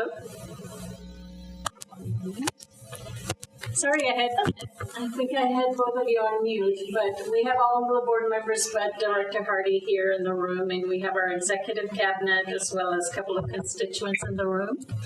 And we mentioned that both of you are reviewing the Fiscal Recovery Task Force applications, and I think, Jennifer, you're going to speak tonight, is that right? I can, sure, no problem. All right. All right, you're on. Okay, so based on our last meeting with you all, we decided, as you know, to extend the deadline to allow an opportunity for more people to apply and to specifically fill in holes in for the committee composition. So we've had 3 available positions for staff members, but had only had 1 KSD staff member apply. And we had holes for 2 students, and we had none apply. We were able to, during this time frame, get a few more applicants, so that's great. And Steve and I reviewed everything and agreed that we would stick with our list of original recommendations and then add to that list the 3 most recent applicants. There is Carol Pisano, who is a KSD staff member, and Michael P. Lewis, who is also a KSD staff member. And we'd also like to add Jaden Parker as a student. We understand from the board that Charles Hull will be stepping in as a representative from PSESD, so that takes care of that opening. So we're really thrilled with all of the applicants. Everyone looks super qualified and has a great interest in the district. And I'm not sure if you want us to go through the first set of 7 people that we recommended or not. We want to, no, I think we're good with the first review. We just wanted to give an opportunity if board members had any additional questions to you, because I know there was a concern about equity, and that's why we went through the second round. But it looks like, and we try to hit every CBO out there. I think I sent to every single group I could, and if we didn't get the response, we didn't get the response, and we send reminders as well. So we've done everything on our part that we could. Are there any other concerns or questions? Because I think, oh, sorry, are there any questions or concerns? Now, Jennifer, I'm sorry. Did you say 3 or 4? I got Jaden Parker, Michael T. Lewis, Charles Hull, and who else? I apologize. Or was there another one? Okay. Carol. Oh, Carol. Okay. Got it. Thank you. Sorry, what was the question? They answered it for me here. So, I'm sorry. I'm like, okay, wonderful. And I think that I heard that it was viewed over 400 times, so that's good, and that shows that it did go out and make its rounds. I know that one of the applicants, and I didn't mention this, but Linda Novak was on the list. She had not sent a resume, so I closed the loop with her. I emailed and asked about that, and she said that she decided that the time commitment was too much, and she was a KSD staff member. So I did cross her off the list based upon her email that she was no longer interested. Okay, thank you for the update on that.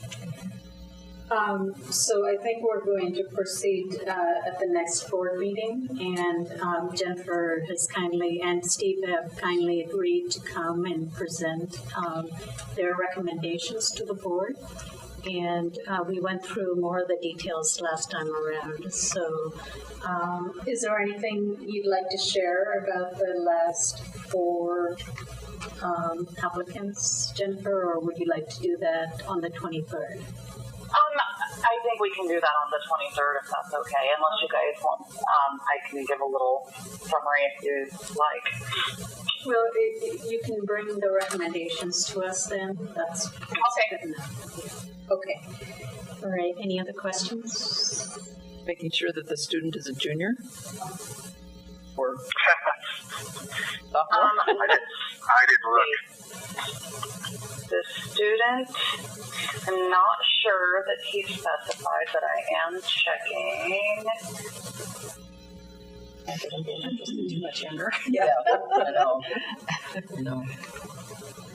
He is a sophomore. Ah, all right. Good for Better. him. Yes. And the two staff members, are they, what groups do they come from? Michael T. Lewis is an elementary music specialist with principal certification. He works at Sawyer Woods. And Carol Pisano, let's see. She's a budget analysis and the ASD coordinator. Sorry, what was that? Okay, Steve, go. Carol is a budget analyst and an ASD coordinator, but I didn't pick up which school she was at. Okay. Do you know that, Jennifer? I don't. I feel like her email indicated KSD admin for some reason. I don't feel like it had a specific school mention. But with ASB unless is there an ASB coordinator? She's in central administrative office. They're saying. That's why. That's why no school. Okay.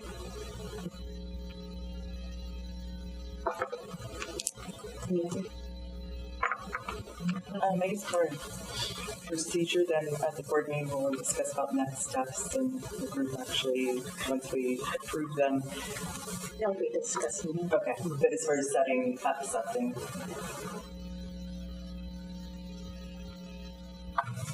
All right. Thank you so much for all your work. Yes, thank you so much. Oh, no problem whatsoever. Thanks, guys, for doing this. We're looking forward to it. It sounds like a strong group of folks, and we're looking. I agree. We've had a couple people follow back up and check in on our application, so I sense some eagerness to get going. So it's good news. Great. Thank you so much, and we'll see you next Wednesday. All right? And we have you up on top, so you don't have to stay. Have a good night, guys. You too. Thank you. You too. Good night.